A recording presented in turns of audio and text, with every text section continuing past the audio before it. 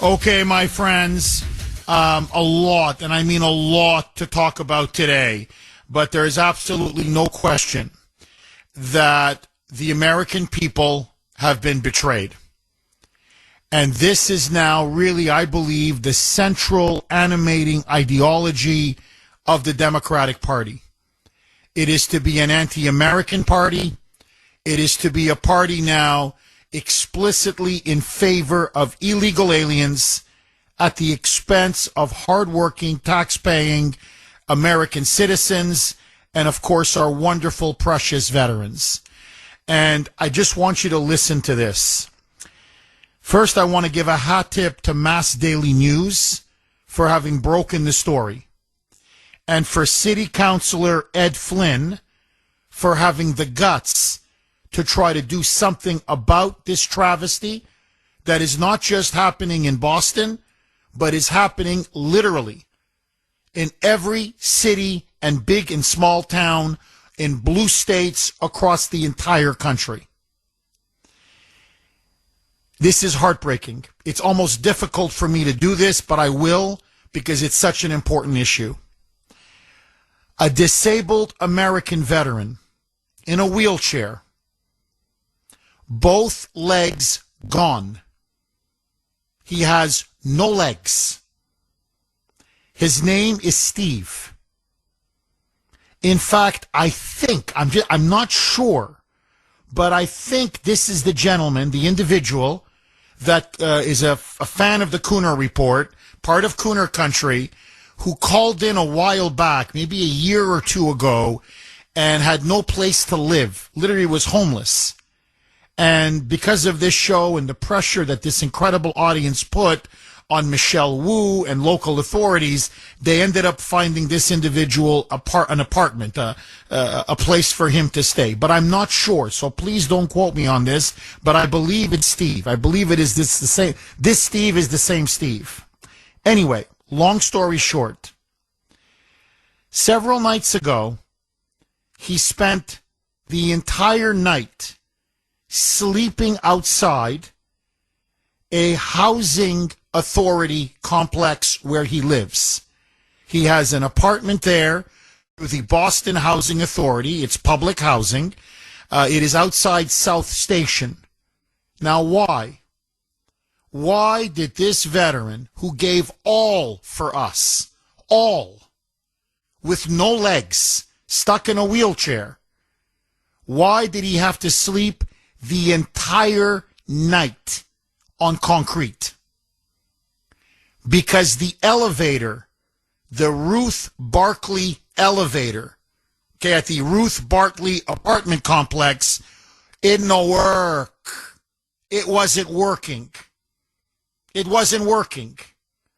And it wasn't the first time it wasn't working. In fact, as Councilor Ed Flynn has said repeatedly, it has been complaint after complaint after complaint to the same agency, to the same apartment complex, to the same mayor, Michelle Wu, Marxist Michelle, who's made Boston a sanctuary city, that the elevator, it doesn't work. It's always broken down. And there are elderly people who live there. There are disabled people who live there. And there are disabled veterans like Steve who live there. And many of them say, and it's been going on for years, because the elevators don't work, either these elderly people or disabled veterans have been missing their appointments for their doctors, can't get their medication. Many of them say they can't reach their apartment units to go to the bathroom because it's the elevators don't work for hours and hours and hours. And so they're waiting and waiting and waiting. They can't go up the stairs. And so, forgive me, they soiled themselves. That's exactly, by the way, what happened to Steve just a couple nights ago.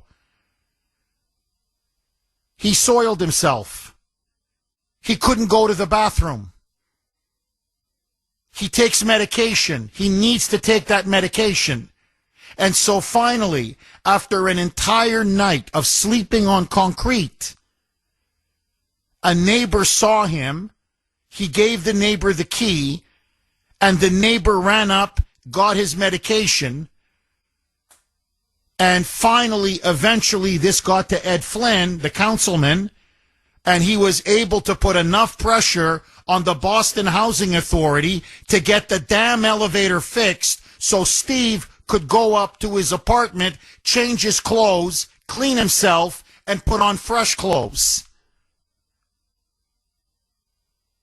Now, I want to ask all of you this. Is this how we treat our citizens?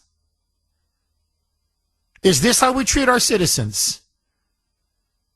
Our poorest citizens, our elderly citizens, many of whom are alone, single, they can't afford to live in a private apartment because the cost of living, all they have is a meager, very meager Social Security check. And so they rely on places like this for, public housing. And of course, our vets, this is what this man deserves for all of his years of service, for the immense sacrifice that he made. And to add insult to injury, I'm telling you, you're not going to believe this. He contacted the Boston Housing Authority, that's the agency in charge, and said, the elevator is broken again for like the 500th time. I need somebody to either help me get to my apartment, or can you please give me a voucher so I can go to one of the local hotels and at least spend the night there until you send a maintenance person to fix it. You know what the Boston Housing Authority told them? Blank you. Blank off. We can't afford a housing voucher for you to go to a local hotel. You need somebody to take you up there? Call the firemen. Call the fire department. And have some guy, if they're willing to, come up and carry you like you're some child. And carry you up those steps, those stairs all the way up. And Steve, being proud, a veteran, an American soldier, doesn't want to be treated like some 2-year-old infant. And so he said, forget it. If they don't care about me that much, I'm just going to sleep on the concrete. Now, let me just say a couple of words, and this to me ties to the whole great betrayal. And I'm sorry, but this needs to be said. You have Maura Healey and Michelle Wu, who are handing out voucher after voucher to migrant after migrant, illegal after illegal, to the point now that they're in practically every hotel, every motel, every emergency shelter, forget Boston, forget Greater Boston, but across all of Massachusetts. So we've spent $2 billion and counting just on giving free housing, by the way, with free furniture to illegal aliens.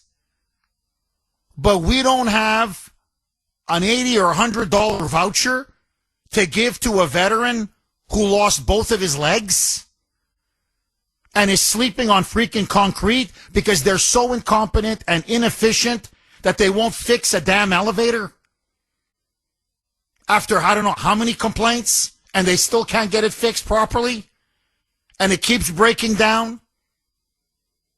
So illegals get free EBT, free credit cards, free monthly cash, free housing, free health care, free food, free cable, free iPhones. That there's money for. For Maura Healey and Michelle Wu, there's always money for that. But for Steve and our disabled veterans, you sleep on the street. You sleep on concrete. Now, I want to ask you, is this right? What does this say about our country, about the Democrats? We have betrayed those who have sacrificed the most for us and our freedoms and our liberties and our rights. We have put our heroes, and we tell them to go and sleep on freaking concrete outside of South Station. And yet we give everything to people who come into our country, break our laws, violate our sovereignty, and get benefits paid for by you, me, and the taxpayer that vets like Steve have to beg for and many don't even get. And on top of all of this, now it's come out, 4 blue states. Okay, so by the way, just 5 months before this incident with the poor veteran Steve, who again has no legs, lost both his legs in the service for our country, was forced to sleep on concrete overnight, was 5 months ago, a 62-year-old homeless man, Carvel Curry was his name, was also forced to sleep on the streets. But this time, the weather was much harsher. It wasn't late May. I know we're June today, but this story was last week. It wasn't late May, where the temperatures go into the 60s and 70s. It was in December, when it was absolutely freezing. And at that almost same location, South Station, Ruth Barkley elevator, there he was, a homeless man, froze to death, 62 years old. There were no housing vouchers for him. There were no hotels for him, Healy's Hotels. No, unlike the illegals, whether it's in New York or Chicago or LA or Portland or Seattle or obviously here in Boston or Philadelphia, I could go on. No. He doesn't get a housing unit with free furniture. They don't give him $2,000 cash money or in a prepaid credit card or debit card. No free food for him. No, not even an iPhone. No. Him, an American homeless person, you freeze to death. Almost at the exact same location. Now, you want to see how bad they are prioritizing, and again, it's the great betrayal. They have betrayed American citizens. They have betrayed American taxpayers. They have betrayed American veterans, especially disabled veterans. They have betrayed our poor and our homeless. Instead of our poor and our homeless getting all of these taxpayer-funded benefits, it's all going to the illegals. But it's even worse now. It's not enough to give them everything free. That's not enough anymore. The federal government, the Department of Justice, is now suing 4 blue states. Maine, Massachusetts on the East Coast, Oregon, and Washington State on the West Coast. Why? Because listen to this.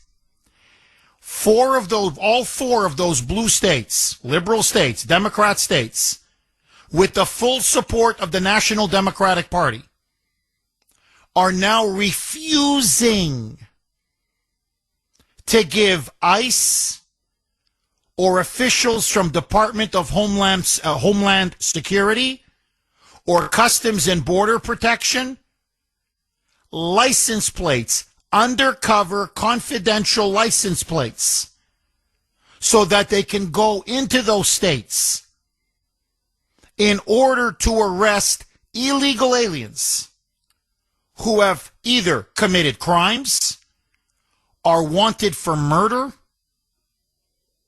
drug dealing, human trafficking, rape, molesting children. I'm talking the worst possible crimes you can imagine. And instead of saying, as they do, for example, to state agencies, state law enforcement, local law enforcement, oh, in order to go undercover or not be spotted or not be seen or not to tip off somebody, say a gang in some drug-infested neighborhood, just to give an example, you need an undercover plate, no problem. And an undercover car, no problem. No. If you're a member of ICE or you're a member of the DHS, Department of Homeland Security or Customs and Border Protection, and you're trying now to nab or conduct an investigation or a law enforcement operation to arrest some of these very dangerous, violent, criminal, illegal aliens, blank you. No undercover license plate for you. No confidential license plate for you. And as the Department of Homeland Security, actually acting Attorney General Todd Blanche, sent all four governors, all four loser governors of these sanctuary states, he sent them letters saying, number one, what you're doing is blatantly illegal. You're violating the law. You're discriminating against federal law enforcement, which is illegal. You're obstructing and impeding our ability to not just make investigations, but to literally make arrests. You're impeding law enforcement from executing their job, their responsibilities to arrest some of the most hardened, dangerous criminals that are illegally in our country. In other words, they're doing this to kneecap ICE and Customs and Border Protection and Homeland Security. So here, again, they are betraying the citizens of the United States from being able to live in a community or neighborhood or state free from some of the most vile, dangerous criminals, gangbangers, drug cartels, rings involved in child sex trafficking, murderers, rapists, sexual predators. That's who now they are openly coddling, aiding, abetting, and protecting. 617-266-6868 is the number. Okay, it's happening everywhere. It's a scandal. It's a crisis. It's almost now an epidemic of epic proportions, where we have disabled veterans sleeping on the streets, like I mentioned, Steve, in my opening monologue. Luckily, it wasn't wintertime or he would have frozen to death. But you also have homeless people, poor people, disabled Americans, senior citizens who are being constantly neglected, marginalized at the expense of illegal aliens and migrants. It's not even close. Not even close. Now, I just want to read to you a couple of texts that I got, and they're both spot on, absolutely spot on. Good morning, Jeff. The Constitution is very clear that immigration enforcement is the sole prerogative of the federal government. Neither the states or the localities have any controlling legal authority to stop the feds, in this case ICE, in this regard. You're completely right. You're absolutely 1,000% correct. Which begs the question. That's why the DOJ is suing Maine and Massachusetts, Oregon, and Washington State. And by the way, now Illinois wants to follow, as California, New Mexico. I mean, they're all lining up now to follow these four states.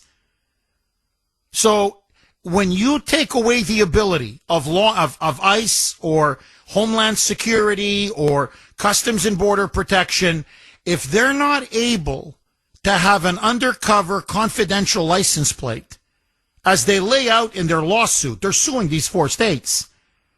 They said then we're easy pickings. We're constantly being followed. We're marked.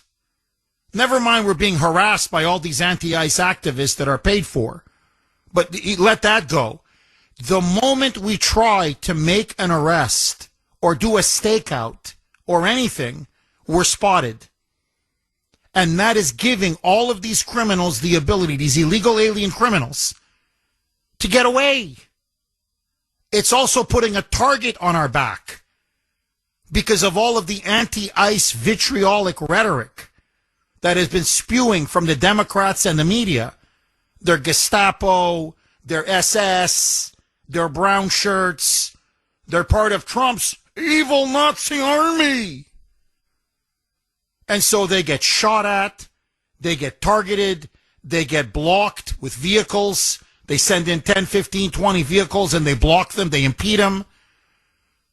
Objects are thrown at them. So they go, we cannot enforce the law unless we have like state officers, like local officers. If you got to do a big drug bust or break up a sex ring or a human trafficking ring, or you want to arrest somebody that's wanted for, I don't know, murder or rape or as a sex predator, you go in undercover. And we need undercover license plates. Duh. Nope. They are deliberately trying to cripple, kneecap ICE. And so far, they are now not handing out any of these undercover licenses, which is making it almost impossible for federal law enforcement and especially ICE to be able to enforce federal immigration law and to detain, arrest, and deport the most violent criminal, dangerous criminal illegals we have in our country. Which, again, begs this question. Why does Governor Janet Mills in Maine, what, you want sex predators running around in Portland, as an example? What, Michelle Wu and Healy, what, you want murderers and gangbangers running around in Boston or involved in the fentanyl trade in Massachusetts? So what, that crazy Katie Wilson, that crazy mayor in Seattle, that when was told all these millionaires and billionaires are leaving Seattle, including Starbucks, an icon, and all of their jobs with them, her answer was, bye-bye. Bye. And don't come back. Okay, that fruitcake out there.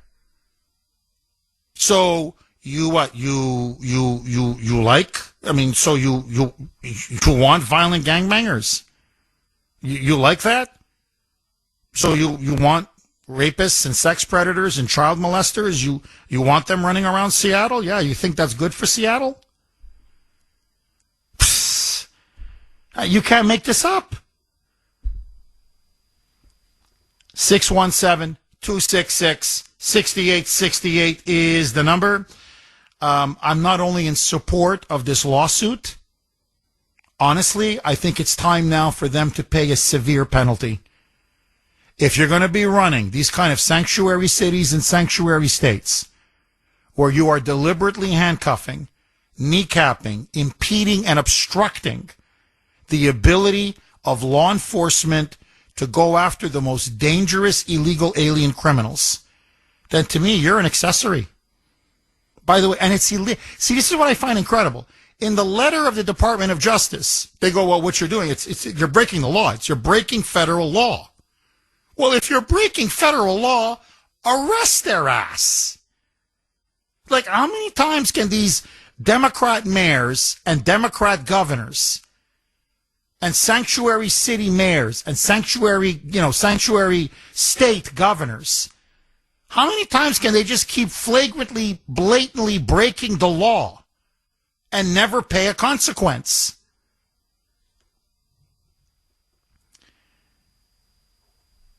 This is a very sad story.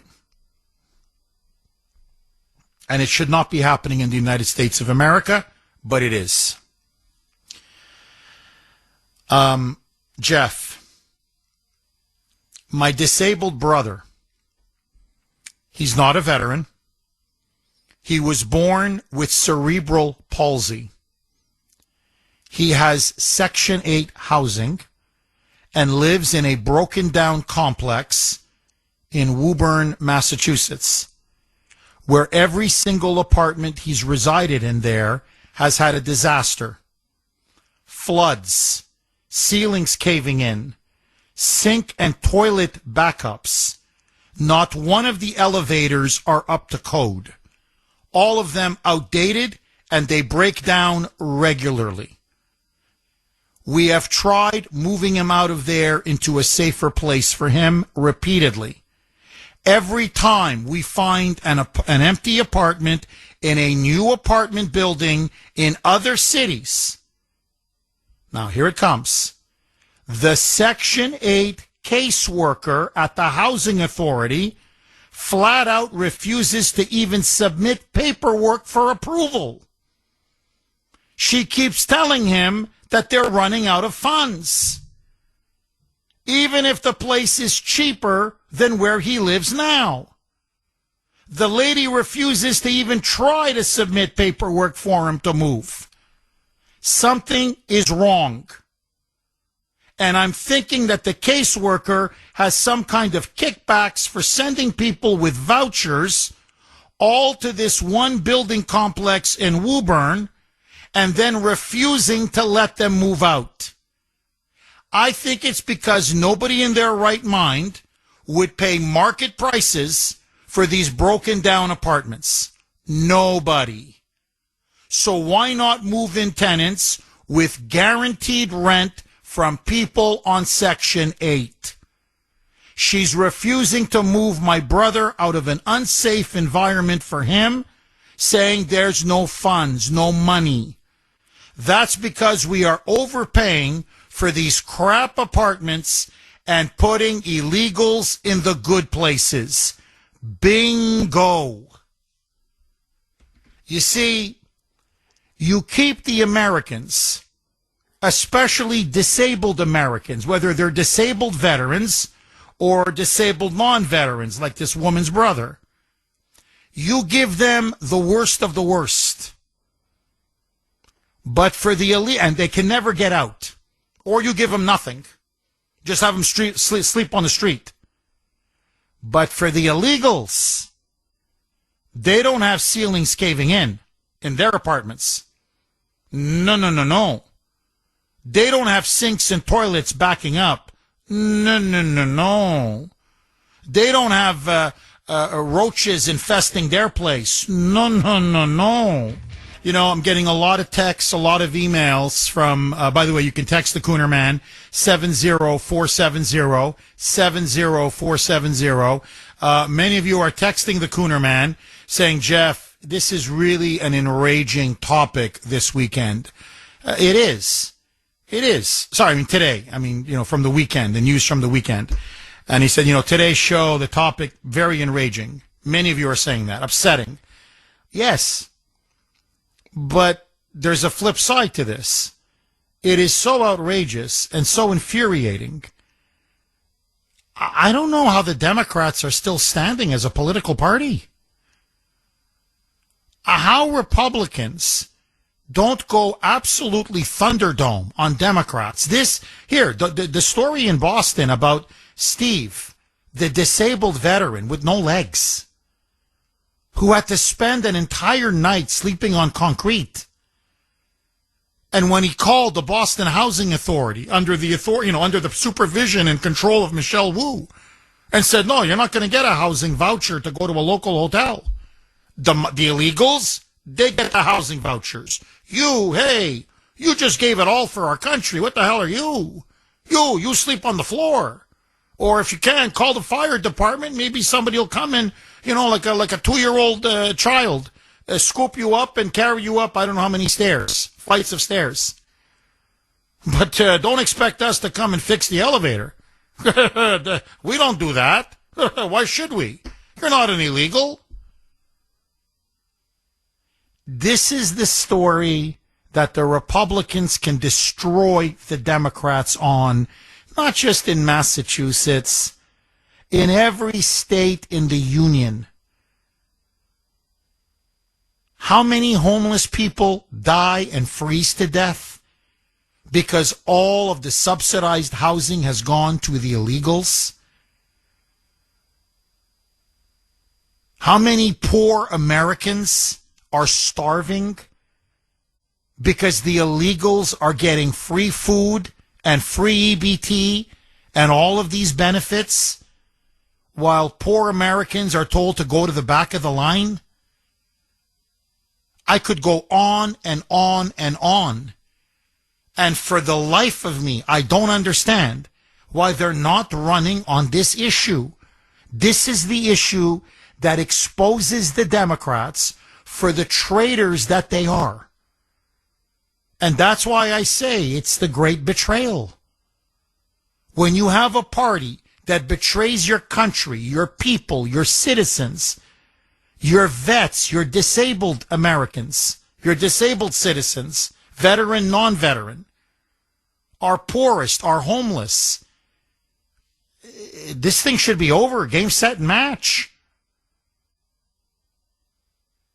And it's because the Republicans, for whatever reason, don't want to highlight these issues and point them out and use them against the Democrats because it will utterly destroy them. 617-266-6868. So I don't care who you are. I mean, really, Republican, Democrat, Independent, it doesn't matter.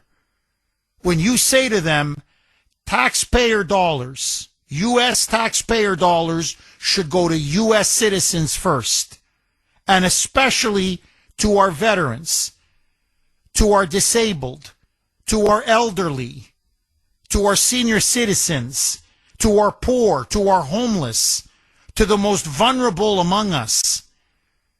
The answer for most Americans is an automatic yes, of course. It's like saying the sky is blue. And that's exactly what the Democrats are not doing. They're shafting the senior citizens, the disabled, the poor, the homeless, the vets.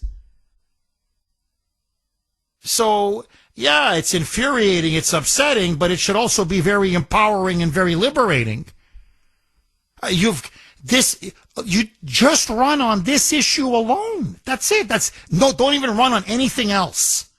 You've got them.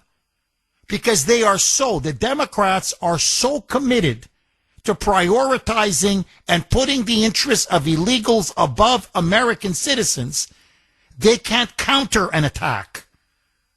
You've got them by the tonsils. Or if you want to use a boxing analogy, because I do love boxing, you've got them on the ropes. Go in for the knockout blow. What are you waiting for? 617-266-6868. Agree, disagree. Okay, let me put it in front of you, all of you. Question number 1. Should illegal aliens take precedence over American citizens? I say absolutely hell no. Secondly, what do we do with our disabled veterans like that poor man Steve, who has no legs, is in a wheelchair? How can we guarantee that heroes like him, patriots like him, no longer have to suffer the indignity of sleeping on the streets, on concrete, at night? Because there's not a lack of money. If they've got $2 billion for illegals just for housing, that's just for housing, in the last 2 years, $2 billion for illegal aliens to be put up into nice apartments or hotels, they've got money for our disabled veterans. And then 3, the killers, the rapists, the drug dealers, the sex traffickers in every state, but especially in blue states. Should blue state governors and blue state mayors have the ability to deny ICE agents, Homeland Security agents, undercover confidential license plates so that they are unable to make arrests. Do you support President Trump when he says it's time to sue them and force them to hand over these license plates so ICE and federal law enforcement can do their job and arrest these dangerous, violent illegals? Are these blue states, the ones that are now being sued, Massachusetts, Maine, Oregon, Washington, are they impeding federal law enforcement? Are they breaking the law? And should these mayors and governors finally be held accountable and responsible? Agree, disagree, 617-266-6868. Dave, our Western PA constitutionalist correspondent in the Pittsburgh area, thanks for holding and welcome. Hey, good morning, Jeff. How you doing, buddy? Very good. How are you? Good, Jeff. Hey, listen, all we heard from the Democrats, nobody's above the law, right? Well, apparently these mayors and the governors that run these sanctuary hellholes, I want to say another word, but I want you to get the FCC, Jeff. Put it this way, they must think they're above the law, Jeff, because, you know, the Justice Department's got to get around to it. And I know, like Pam Bondi said, and Kash Patel, and even Dan Bongino to an extent, it takes time to build a case. I get that. But I think that these mayors and governors should be worried, Jeff. Because guess what? ICE needs to do their job. They are doing their job. I support ICE all the way. I support President Trump. But these guys, I want to see Mayor Wu and my mayor here in Pittsburgh, O'Connor, get arrested and thrown in jail for breaking federal law, Jeff. You know, but then the media will go after Trump even more. So no matter what he does, he's damned if he does and damned if he don't, Jeff. It's do as I say, not as I do. Rules for me, not for thee, Jeff. Well, you know, Dave, you're dead on. Absolutely, as usual. And look, it's not a question of taking time to make a case. You have a letter. I mean, I don't want to read to you the letter, but Todd Blanche sent a letter to all of these governors in these 4 blue states and all of the key mayors. And he literally said, you're in violation of this, this, this, this. And they quote the law to them. They're like, look, here's what it says. And they're underlining, like, this is exactly where you're violating the law. Just by not issuing undercover license plates, confidential license plates to federal immigration law enforcement officers. They're saying, look, you're giving it to state agencies, you're giving it to local agencies, but you're deliberately discriminating against federal law enforcement. And by the way, the worst apparently is Oregon. Of the 4, they won't even give it to the FBI. They won't even give it to the DEA, the Drug Enforcement Administration.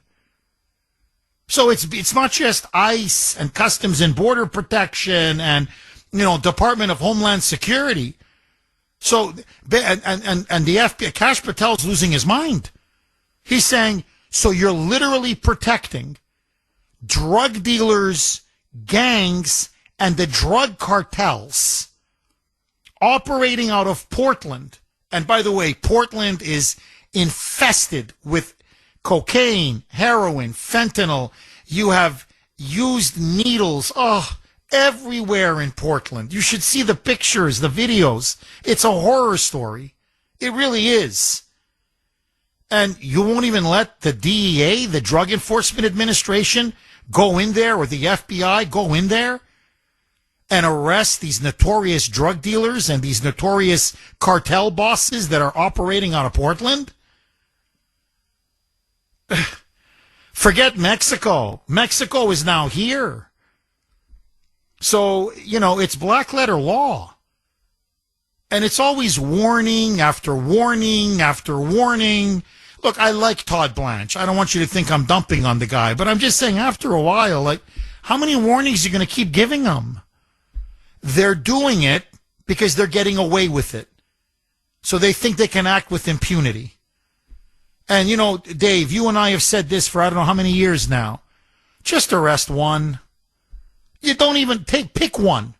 pick the worst of them, the most egregious. Okay, the one that, is the most flagrantly breaking the law. Just pick one. Pick one governor, pick one mayor. I don't care.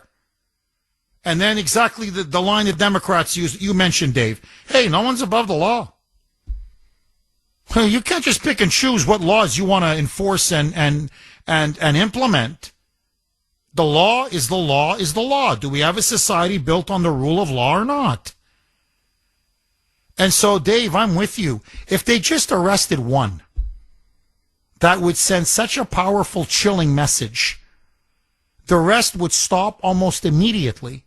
So it's not even like you got to round up 20 of them. Just one. So the question, Dave, is why? Why? What is Todd Blanche? And I'm not picking on him because I think he's much better than Pam Bondi. But what is Todd Blanche afraid of? And to be more honest or more specific, what are the Republicans afraid of? I don't understand this. Republicans break the law, the Democrats throw the book at them. They don't blink. Our side, the Democrats break law after law. They commit crime after crime. And they look the other way. Suddenly they turn a blind eye. They are, deaf, dumb, and, deaf, blind, and dumb. So, Dave, what do you think the Republicans are afraid of? Why won't they arrest a single freaking Democrat that breaks the law? What say you?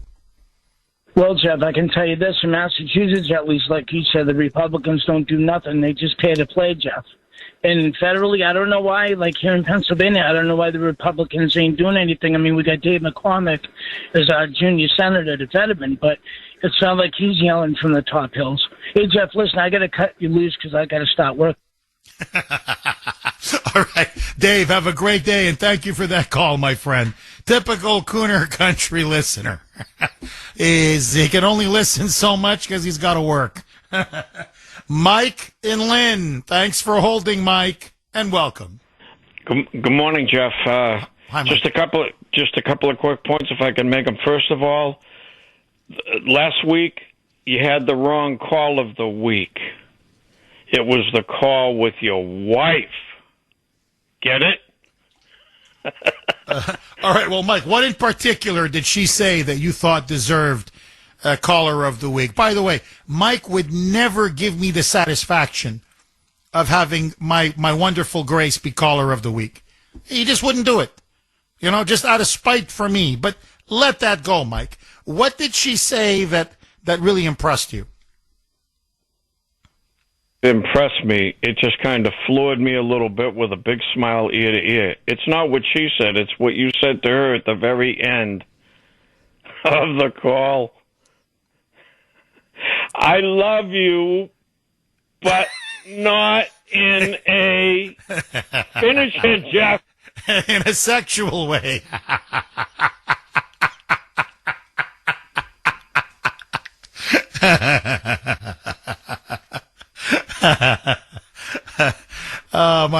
Honestly, you're a funny guy, Mike.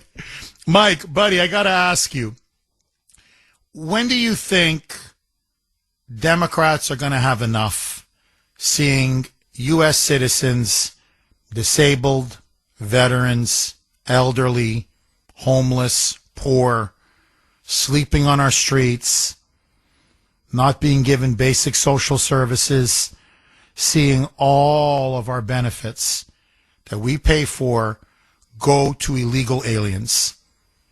When do you think Democrats are going to say enough is enough? The voters. Or, Mike, do you think that they have now turned on our country so badly that they want to give benefits to the illegals and to foreigners over their fellow American citizens? Is this now what we're seeing?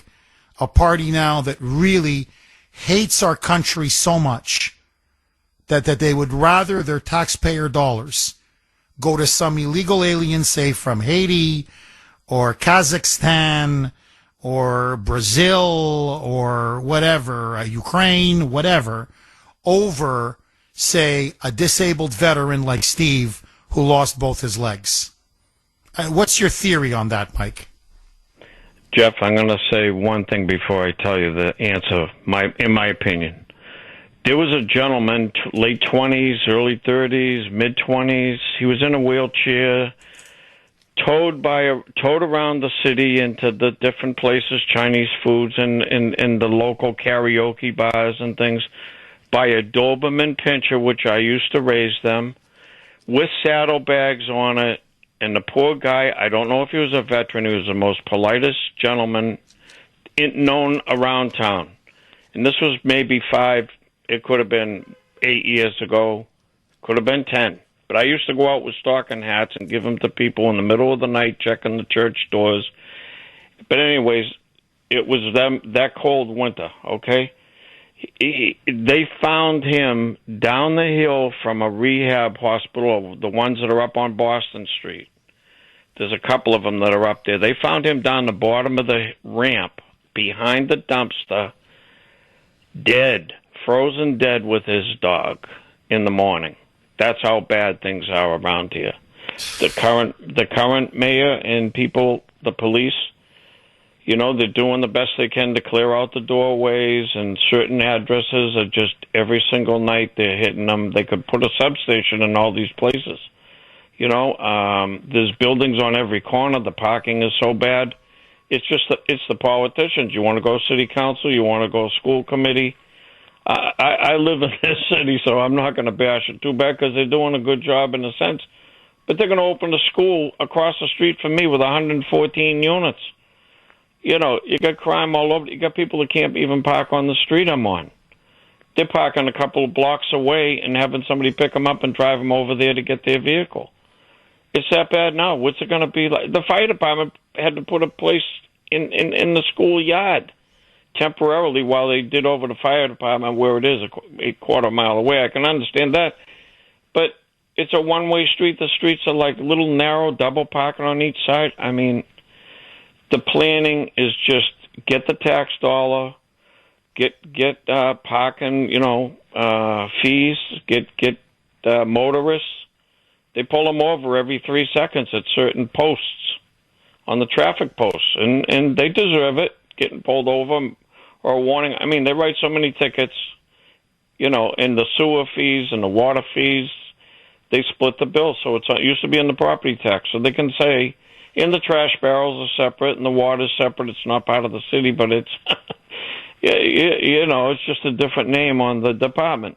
But the bottom line is the money. Get the money in every which way and then say, we didn't raise your property taxes, but, wait a minute. We raised your assessment or the rate per thousand of your assessment.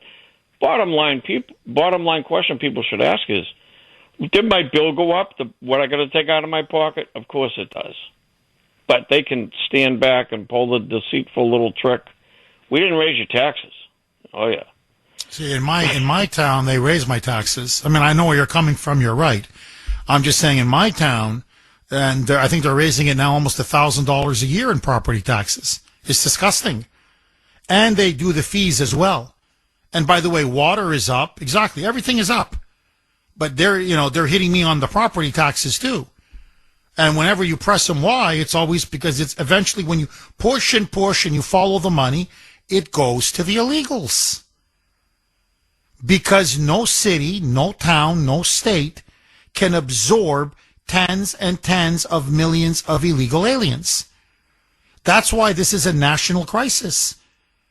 I mean, we're talking, local here and mass, but it's Maine, it's New Hampshire, it's Connecticut, it's Rhode Island, it's New York. State of New York is literally going bankrupt. Illegal immigration is going to bankrupt New York.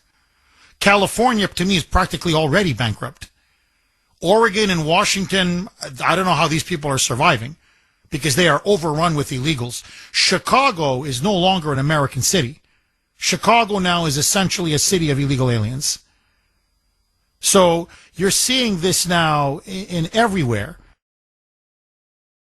Look, let's just state the obvious, okay? Among us girls, as the French would say. Look at what the Democrats in New Jersey have done. in the last, week or so, led by that moonbat governor, Mikey Sherrill, and the senator that they have, not Cory Booker, he's bad, but this other one, their junior senator, Andy Kim, from New Jersey. They encouraged and sparked a riot by anti-ICE thugs against an ICE facility in Newark. They sparked a riot. And they attacked ICE agents. They attacked federal law enforcement that were there protecting that ICE facility. They tried to storm it. All hell broke loose. And and just do a check on the inside of the inmates. Just all you have to do is say, well, who's being housed? Who's being temporarily detained there before they get deported? And it's one guy deported 3 times, now wanted for murder. Another one, serial child molester. Another one, well-known Aragua gangbanger. Another one, well-known drug trafficker tied to MS-13 or tied to the drug cartels. Another one,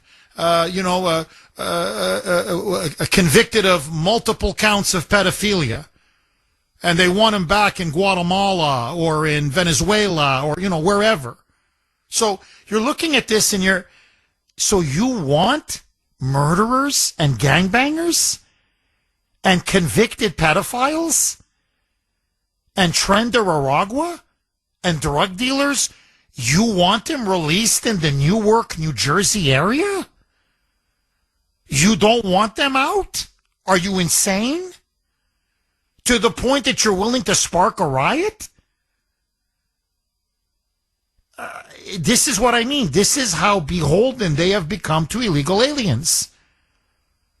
And that's what I mean. We are being betrayed. There's no question we're being betrayed. Now, as for veterans, this is the one that gets me the most, gets my blood boiling, as they say. And so I talked about Steve in Boston. But listen to this now. And I know this is true because I know the person who's texting on the 770-470 text line. So I know this person, 781. By the way, loves our vets. So this is from 781. Jeff, we all know that some panhandlers are con men. With that disclaimer, and with a sense of shame that I even have to make it, there is a common site near the Market Basket in Brockton. For those of you listening around the country, Brockton is a town, by the way, the home of Rocky Marciano and of Marvin Hagler. So 2 of the greatest boxers ever. But anyway, let that go. So it's a town, working class town. I like Brockton a lot. But anyway, a working class town just outside of Boston. So there's a Market Basket grocery store right near Brockton, right in Brockton. An elderly man is often there near the store. He holds a handmade cardboard sign. Quote, I'm a vet. I need money to pay for my medicine, not drugs. Unquote. Yet inside that Market Basket, day after day, migrants and illegal aliens come to the checkout with mounted carts full of everything and whip their multiple EBT cards, smile with their newly repaired teeth, and carry on to their shiny new SUVs. Jeff, I am not embellishing this scenario at all. It happens every day, all day long. Now, this text is not only 1,000%, not 100, 1,000% true. It's what they say, the Lord's truth. Okay? The God's truth. And it's happening all over our country. And this is exactly what is wrong with our country. That's it. Right here. That's it. You 781 has put his thumb on the pulse of the issue. You have a veteran because healthcare is too expensive, who can't pay for the basic medications that he needs after fighting for our country and putting everything on the line, and is begging for $1 here or $1 there. But inside, in that grocery store, where, by the way, if you know Market Basket, most of the cashiers speak Spanish, and some of them only Spanish, to cater to all the illegals. They're going in cart after cart filled with food. Filled. Multiple EBT cards. That's true. I've been to Market Basket. I've seen it. Smiling ear to ear. I'm like, those are amazing teeth. How do they get teeth like that? Sure, we pay for it. In a free apartment that we pay for, with beautiful furniture that we pay for. They all have beautiful iPhones that we pay for. Okay, I got an email. I don't want to say her name because I don't want to get her in trouble. So I'm going to make up a fictitious name. I'm just going to call her, let me call her, I don't know, Jennifer. All right, so I got an email from Jennifer. It's not her name, but I'm just making it up. She says she works at a visitor center. And at that visitor center, she sees Steve, the poor veteran who lost both his legs, who had to sleep outside on the concrete because the elevator where he works, where he lives, at the Boston Housing Authority project, that little apartment complex they have, the elevator keeps breaking down over and over and over again, and they never fix it. And when the poor man called, saying, I can't take the stairs, I can't. I got no legs. I'm in a wheelchair. I lost it for my country. And said, could you at least give me a housing voucher? Because there's a motel right around the corner. I could maybe sleep there for the night. And they said, no. If you're an illegal, yes. A migrant, yes. If you broke into our country and violated all our laws, no problem. Forget motel. We'll put you in a hotel. And then we'll find you a permanent apartment paid for by taxpayers with free furniture. I'm telling that's exactly what happens. But you, blank you. And they told him, call the fire department and see if somebody will come and carry you like a 1-year-old up the stairs. Good luck. Bye. And they hung up. She says she sees Steve. He's a frequent visitor there. He hangs out there, along with other individuals with disabilities. They're in wheelchairs, many of them veterans who served our country. She says the way they are neglected, the way they are forgotten, the way they have been betrayed, it is truly heartbreaking. It's heartbreaking. 617-266-6868.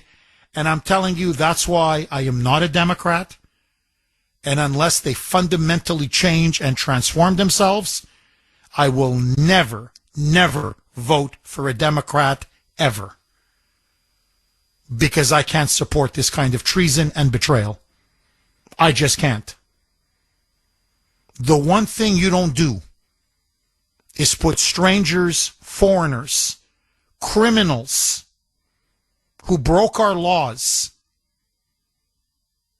and broke into our country, invaders, not only above your own citizens, not only above your own disabled citizens, but, my God, a disabled veteran with no legs? It's beyond shameful. It's beyond shameful. 617-266-6868. 6868. Agree, disagree. Mark in Medford. Thanks for holding, Mark, and welcome. Good morning, Jeff. You know, the more I hear this, the more furious I get. In fact, I get so furious, Jeff, that there really is a part of me that wants to drive to Boston, park my car right in front of City Hall, and rip that woman right out of the friggin' mayor's office. And the same goes for the State House on Beacon Hill. Okay? It makes me sick to my stomach to hear this crap. And you know, you want to know something, Jeff? We have guys like Frank Siller, Tunnels to Towers, who does more for homeless veterans and catastrophically injured veterans than our own state and federal governments do. And it makes me sick. And as far as I'm concerned, that Jeff, if you're a homeless vet, you gave your life or your limb for this country, no matter where you go in this country, you shouldn't be able to pay for anything. Not one dime. That's where our tax money should go. But no, instead, you'd rather give it to Jose from Guatemala that doesn't even have the right to frickin' be here. Everything that a veteran deserves. You know, Mark, it's incredible how you and I think the same. It's just, we really do complete each other's sentences. Because, you know, I say this to Grace all the time. I go, you know, I'll be on. I said, really, I would pay for this happily, gladly. Take my taxpayer dollars and I will blow you a kiss as you do it. To go to disabled veterans, exactly the way you said it, who have lost limbs or a limb or whatever. Food paid for, free. Nice apartment or home, whatever, free. Healthcare, free. Everything, I'm serious, free. You want a phone? Free. You want cable? Free. Because you've earned it. Free. Free, free, free, free, free. And I would smile as I paid my taxes. I'm so with you. Instead, it goes to criminals, people who've broken our laws, and people who just stormed into our country. And, you know, Mark, you go to another country, and you go to another country illegally. You know, and this is the thing that blows my mind away. You have to show paperwork that you should be there. Here, try to go to France. I'm just picking France. Try to go to South Korea. Try to go to Japan. Try to go to Brazil. Take your pick. Well, do you have a passport? No passport. We don't let you in. You got to show paperwork. You overstay your visa, or you shouldn't be there. They throw the book at you. They throw the book at you. You go to jail. You get deported immediately. No questions asked. So when you or me or an American, when we go to another country, we're expected to abide and obey their laws, their customs, their sovereignty. So how come foreigners don't have to do the same in our country? So we have to obey their laws, but they don't have to obey ours? We can't invade or break into their country, but they can invade and break into ours? I'm sorry, it's disgusting. And not just that they get to stay for as long as they want, but then they try to make us feel guilty. The Democrats do. Somehow we lack compassion if we don't want to give them our taxpayer benefits. Who the hell are they to claim our taxpayer benefits? They shouldn't even be here in the first place. And, you know, in the end, because, look, money is limited. You know, Mark, you know this better than anybody. There's only so much in a budget. There's only so much money you can tax. So you have to make priorities. Who do we spend it on? Why? To spend all of this money on people who aren't even citizens, hell, they're illegals, they're invaders, they're people who broke our laws. Mark, have we lost our self-respect as a country? Because I'm telling you, other countries, they don't allow this. But here, it's like the world is entitled to our money. Final word to you, Mark. First off, you think there would be a politician in Congress right now. And there are congressmen and senators and congresswomen and senators that are former military that don't even blink an eye and say a friggin' word about this. Is there one that would step up and say, you know what? I moved to pass a law that if a veteran can prove that if they're a veteran, no matter where they go, if they're having hard times, they should be able to walk in a hotel and show their veteran papers and automatically get a room. They shouldn't have to pay for anything ever again. There should be a law for that, Jeff. And if every state had a Frank Siller, there wouldn't be one homeless, starving veteran on the street. And that is a friggin' fact. Drop the mic. Mark, honestly, as usual, drop the mic. And look, let's be even more honest. You're completely right. But let's be even more blunt. Okay, let's be even more frank. If we just started deporting these illegal aliens in serious numbers and enforced the law and said, look, you're an illegal, you're not entitled to an apartment, you're not getting one. You're not entitled to housing, you're not getting one. You're not entitled to health care, you're not getting any health care. Best audience in the business. Period. Full stop. I know, Jeff, you're like a broken record. It's the truth. I don't know what else to tell you. I thought Mark's call was stratospheric. He so hit the nail on the head. But I want to add two other very quick points from the great listeners. You can text the Kuhner Man 70470, and this is just a really good point. Remember the Americans with Disabilities Act that was passed under Bush 41 and, of course, supported by Democrats as well? And how, all these fines and violations, on, how to treat the disabled and, windows have to be a certain height from the ground when a person in a wheelchair comes into a place of business or, every place has to have a certain ramp. I'm not criticizing it. I'm just, right? If the ramp is not wide enough for a certain length, you get fined. Businesses, apartments, you name it. Well, think about that poor vet, Steve, having to sleep. The poor guy with no legs on the concrete because the elevator keeps being broken at the Boston Housing Authority unit that he was staying at. Jeff, how is it that the city of Boston can write businesses up for ADA, Americans with Disabilities Act violations, but not adhere to the ADA laws in their own buildings? Either you laugh or you cry. This is just another example of the do as I say, not as I do liberal agenda. The voters need to wake up. You're a genius. You're a genius. Now, you really want a double shot of espresso? I mean, I got everybody worked up already this morning. Here's your second espresso. They were fined. They were fined by, the Architectural Association of Massachusetts. Anyway, the enforcement agency for these codes.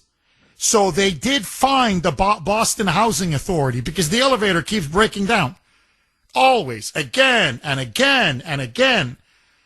They were fined $363,000 for repeated violations. The thing basically never works. Okay? The elevator, you're lucky if it works an hour a day. But because they scratch each other's back. I scratch your back, you scratch my back. As Councilor Ed Flynn on the Boston City Council rightly pointed out, he's like, well, how come they didn't? Because, $363,000, that would have gotten their attention. They dropped the fine to 1%. $3,663. It went from $363,000 just for no reason. They said, don't pay $363,000. Come on, we're fellow libs. We're talking, we work for the same corrupt machine. All right, 3,630, whatever, 63, whatever it was. 3,600, just pay, which is a drop in the proverbial bucket. They have a massive budget. It's like tipping money for them. So they don't even apply the Americans with Disabilities Act to their own public housing buildings. But they harass private apartment buildings, private residences, private businesses. That's all they do is harass to get more money. But to themselves, forget it. 617. And to the vets, thank you. Hey, you fought for this country, lost your legs? Sleep on the freaking sidewalk. 617-266-6868. Okay. This is from 617. Jeff, in response to Jennifer's text, as it applies to how the Democrats treat our veterans. Now, this is a very, very good point.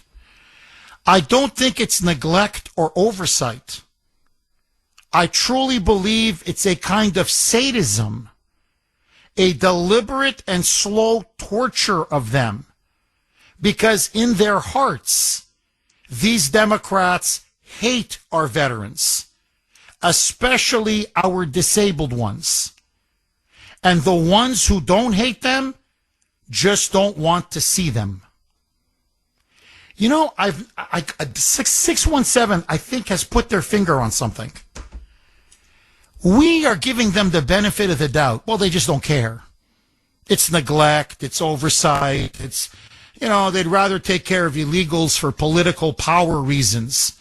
Man, so they just forget about the vets, or the vets are inconvenient. You know, they hate America, and they hate American history, and they hate everything America stands for, and they hate our veterans. It's almost like they take a sick, sadistic pleasure. Let's torture a veteran, or in this case, a disabled veteran. Let him without his two legs. Let him sleep on the floor, on the concrete, on the sidewalk. Let him freeze. Yeah. Like they get a thrill out of it. Because I can't read the evidence any other way. It's not one complaint. It's hundreds and hundreds and hundreds of complaints. And it's, how many times is this guy going to sleep on the freaking floor or on the concrete? Now, fixing an elevator, it doesn't take, it's not a rocket science. It doesn't, have to be a rocket scientist. It's done all the time. They have more than enough money in the budget to do it. So the question is, why won't they do it? Because where the housing complexes, which by the way are much nicer, and everybody testifies to this, they're much nicer. Where the illegals stay, they have a problem with the elevator, fixed. They have a problem with the ceiling, fixed. The problem with plumbing, toilets, sinks, running water, you name it, fixed. No, they have maintenance people on the staff. They're there. They're on the grounds. They're ready to go. But a disabled veteran at an apartment in a public housing complex, let them sleep in the trash. It's as if they're enjoying seeing this man being degraded and degraded and degraded. Am I wrong? Ginny in Northborough. Thanks for holding, Ginny, and welcome. My call. Thank you for taking my call, Jeff. My pleasure, Ginny. I heard you. I started listening, as I always do, at 6 o'clock in the morning. And this is one of the most disgraceful, repulsive things I have ever heard. I mean, and the Democrats give us lots for our list to be 1 and 5, but this is one of the most disgraceful. It is a national disgrace. We have allowed or turned a blind eye to our veterans. I belong to a veterans group. I'm not a veteran. I joined because we lost people in Vietnam that we all knew. My father served, and my father-in-law served. And we say we will do all we can to help them. But this, what you have opened up and shown us, is a absolute alert for a call to arms for every single veterans group. There should be a conference call this morning of every veterans group being prepared to make a press release. And that gets me to the other piece of this. Every Republican candidate, from the governor down ballot, should be having a press conference condemning this, what has happened to our veterans. Is your text person that sent in, it's satanic, it's evil, correct? Possibly. But not just at the state level. What is going on and moving in these cities and towns, and where the East Boston or the Boston Center is? Why are the city councilors turning a blind eye to this? Why are these phone calls going unanswered? Why are people living in conditions that we wouldn't put our prisoners of war in, the Geneva Convention? Why are they allowing them to live like this? This is, everyone should be alerted this morning. Make phone calls, go out and do something, and then stand as a group in front of the State House with these, I'm going to be very careful and choose my words, the Democratic people who are unpatriotic and borderline communists, and say, we have had enough. You have abused our veterans and ignored them enough. We are Americans. Americans first. And if you don't believe Americans first, then leave. But these people should be voted out. Anyone that got a phone call and ignored it should be fired immediately. Jenny, I could not agree with you more. A very powerful call. Jenny, look, I'm not trying to rile you up even more, but you asked the question, I'm going to give you the answer. One of the most important reasons why they're not responding to calls, they're letting our veterans sleep on the streets. And it's happening everywhere, not just here. It's happening in New York City. It's a disgrace. It's a disgrace. If you would see how many of our vets and disabled vets, but even just, non-disabled vets, how many of them sleep on the streets, it breaks your heart.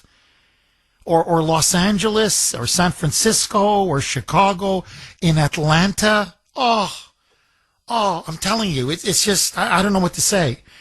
And the reason is obvious. There's not enough money for both the illegals and American citizens because they've let in so many. And they've let in so many, and they're determined to treat them as first-class citizens. I'm not trying to wind people up. I'm just telling you. Here, I'll just for a second. Not a veteran that I'm aware of. Not disabled that I'm aware of. But at that very same spot that Steve, the disabled veteran, had to sleep last week, okay, on that very same sidewalk at South Station. 5 months ago, 62 years old, Carville Curry was his name, died in the freezing winter at that very same spot. He was an American citizen, homeless. He was begging for shelter. They didn't have the resources for him because then Healy had filled up all the hotels with illegals. All the shelters, the emergency shelters, which are supposed to go for our homeless, our poor, okay, so they don't freeze and, die and freeze in the winter, in the cold. All the emergency shelters, full, illegals. All the hotels and motels, full, illegals. When he asked for help, he asked for a housing voucher. You know what they said? Too bad. He froze to a crisp. I mean, he froze like he was like he froze like he's like a popsicle. And this is happening in city after city after city. Now, I know he didn't fight for our country, but still, he's an American. And they have to prioritize. There's only a certain amount of money. Now, that's why there's pressure to keep raising taxes. Because to feed them, to give them 3 catered meals a day, I mean, it's incredibly expensive. And to give them $2,000 cash and free health care and free schooling, all right, and free food and free furniture and free cable and free iPhone. I mean, I could go on and on. To give that to all of these 20, 30, 40 million illegals, it's breaking the budget. So it has to come from another group. And they've said American citizens. And that's the poor. That's the disabled. I hate to say this. That's the elderly, increasingly. And it's our disabled veterans. That's what they've done to our country. And that's why the pressure on them now is immense to win the midterms. Because they need to win the midterms in order to give amnesty to illegals. Because they realize now there's so many illegals. And they're siphoning off, soaking up so much of our taxpayer dollars that you're seeing these horror stories now everywhere. Everywhere. And so before the public gets so enraged and votes every Democrat out, they're going to have to go and reopen the borders and create a massive crisis and say, well, we got to pass immigration reform. I mean, they're coming in again by the millions. And that's when they're going to go for amnesty. And then when you go for amnesty, it's all legal. You have no choice but to pay. It's all legal now. You're not illegal. These migrants are no longer illegal. Now they're legal. And I'm telling you, Ginny, that will bankrupt us. That's it. Elon Musk has said it. I can't tell you how many other people have said, you give them amnesty and you give them all of these welfare benefits.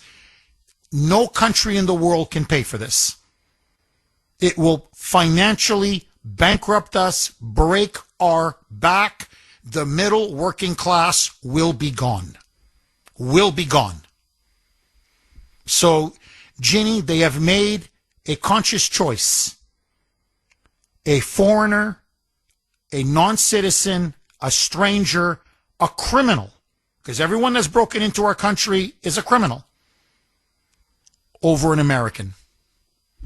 Even a disabled veteran who lost both legs fighting for us. The illegal stay at a Holiday Inn. He sleeps on concrete. Final word to you, Ginny. One more point. They think that they think we're all stupid, by the way. They don't think that we know the truth behind this. When illegals get beautiful hotel rooms, cars, everything you listed, they're going to vote Democrat. And they're going to be able to get these people voting legally. And they've already got them voting anyway, but they're going to be able to legally vote. So they put a Band-Aid on our veterans. And they have given the illegals that will vote Democratic everything. It's bribery. And that's what they've done. They've traded Americans for illegals, and they have absolutely abandoned our country and what it was founded on, Judeo-Christian values. And don't get me, I don't want to get into that, but they have sold their souls. And your email texter is absolutely right. Anyone that can do that with a clear conscience is not Judeo-Christian values. It is evil and it is un-American, and we need every patriot, Democrat, Republican, Independent. This has to be addressed. This is an alert, and everyone, myself included, that belongs to Veterans Group, make it a priority today. Be part of the solution. Don't stay silent. Amen. Amen. Jenny, dynamite call. Thank you so much. 617-266 6868, the great betrayal. That's what it is. It's the great betrayal. Andy in New Hampshire. Thanks for holding, Andy, and welcome.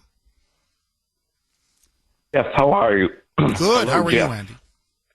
Good, thank you. I can't thank you enough for airing this story about Steve.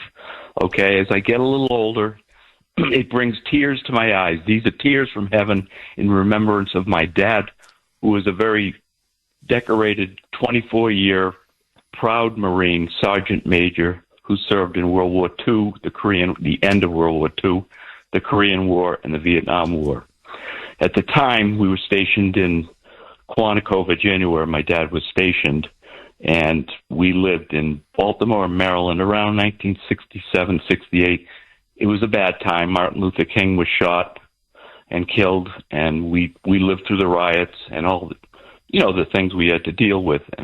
But my dad was the supporter of our family. He was just a great Marine. So one of his duties was he had a government issued car, and I would go with him at night. Sometimes 2 different doors we would knock on, and he would have to let the parents know that their daughter or son was killed in Vietnam. I can remember it like it was yesterday. It was so sad. My dad would come out. His clothes would be, torn up a little bit. He'd have tears in his eyes. His shoes, he was always polished up. He was in his blues. It was just a very emotional thing. That's why I'm a little emotional as I'm talking to you. But I can't thank you enough for what you did this morning. Andy, I want to ask you point blank, do you think we treated our veterans, especially the World War II generation, much better, with much more respect, much more dignity, much more compassion, consideration than we do our veterans today? Back then, I think they just did it as a duty and did it as being proud of this country and proud to serve it. And that's how my dad was. He never told us the stories that he saw and all the things he saw over there. It was such an emotional coaster ride, roller coaster ride, because we were moving constantly, and he Andy, can you do me a favor? I really want you to finish your story. Please hang on. I'm up against a break. Okay, let's go right back to Andy in New Hampshire. Andy's father proudly served our country in the military, an American hero, an American patriot. And anyway, he's very upset about this story regarding Steve, the veteran with no legs, who was forced to sleep on the sidewalk because the elevator where he lives at, a public housing complex run by the Boston Housing Authority, broke down again. And I mean, when I say it breaks down hundreds of times, that's not an exaggeration, hundreds of times. And when he called asking for a housing voucher for one of these local motels so he could sleep the night there, they basically told him to get lost and call the fire department and see if some firefighter will want to come over, agrees to, and like a little child, carry him across, up these flight of stairs. And so basically the poor man soiled himself. He couldn't go to the restroom. He couldn't get his medication, and he slept on the street. And it was so bad, a neighbor saw him on the sidewalk sleeping, and he said, "I really need my medication." Gave him the keys. "Can you please go and get the medication out of my apartment unit?" And the man went up, got the medication, and gave it to him. And eventually they fixed it because a local counselor, Ed Flynn, God bless him, he's the best one on the Boston City Council. I love Ed Flynn. He's an honest man, a straight shooter. He's the only one I would vote for on that city council. Got involved. He heard about this, got the elevator fixed, and got Steve, we only know his first name, got Steve back into his unit, his housing unit. If it wasn't for Counselor Ed Flynn, he'd still be sleeping on the street. So I asked Andy in New Hampshire, Andy, I said, do you think we treat our veterans now worse and much more disrespectfully than, say, the veterans or wonderful vets who came back from World War II? Andy, please pick up where you left off. Yes, Jeff, the tears that I shed this morning in remembrance of my dad, God rest his soul, is just to remind people that I was brought up with respect this country, be loyal to this country, help one another, be fair with everybody, and be honest. And that's how I'm going to end this morning. And I'll brighten up as the day goes on. But thank you very much for what you did this morning. Well, we're going to deliver for Steve. I'm telling you, Andy, I'm getting some texts. This story is going around. And a lot of people in Boston are furious with this. Furious. And anyway, we'll see what happens. I'll tell you this. Michelle Wu is not going to have a very fun Monday morning because of what we're talking about today.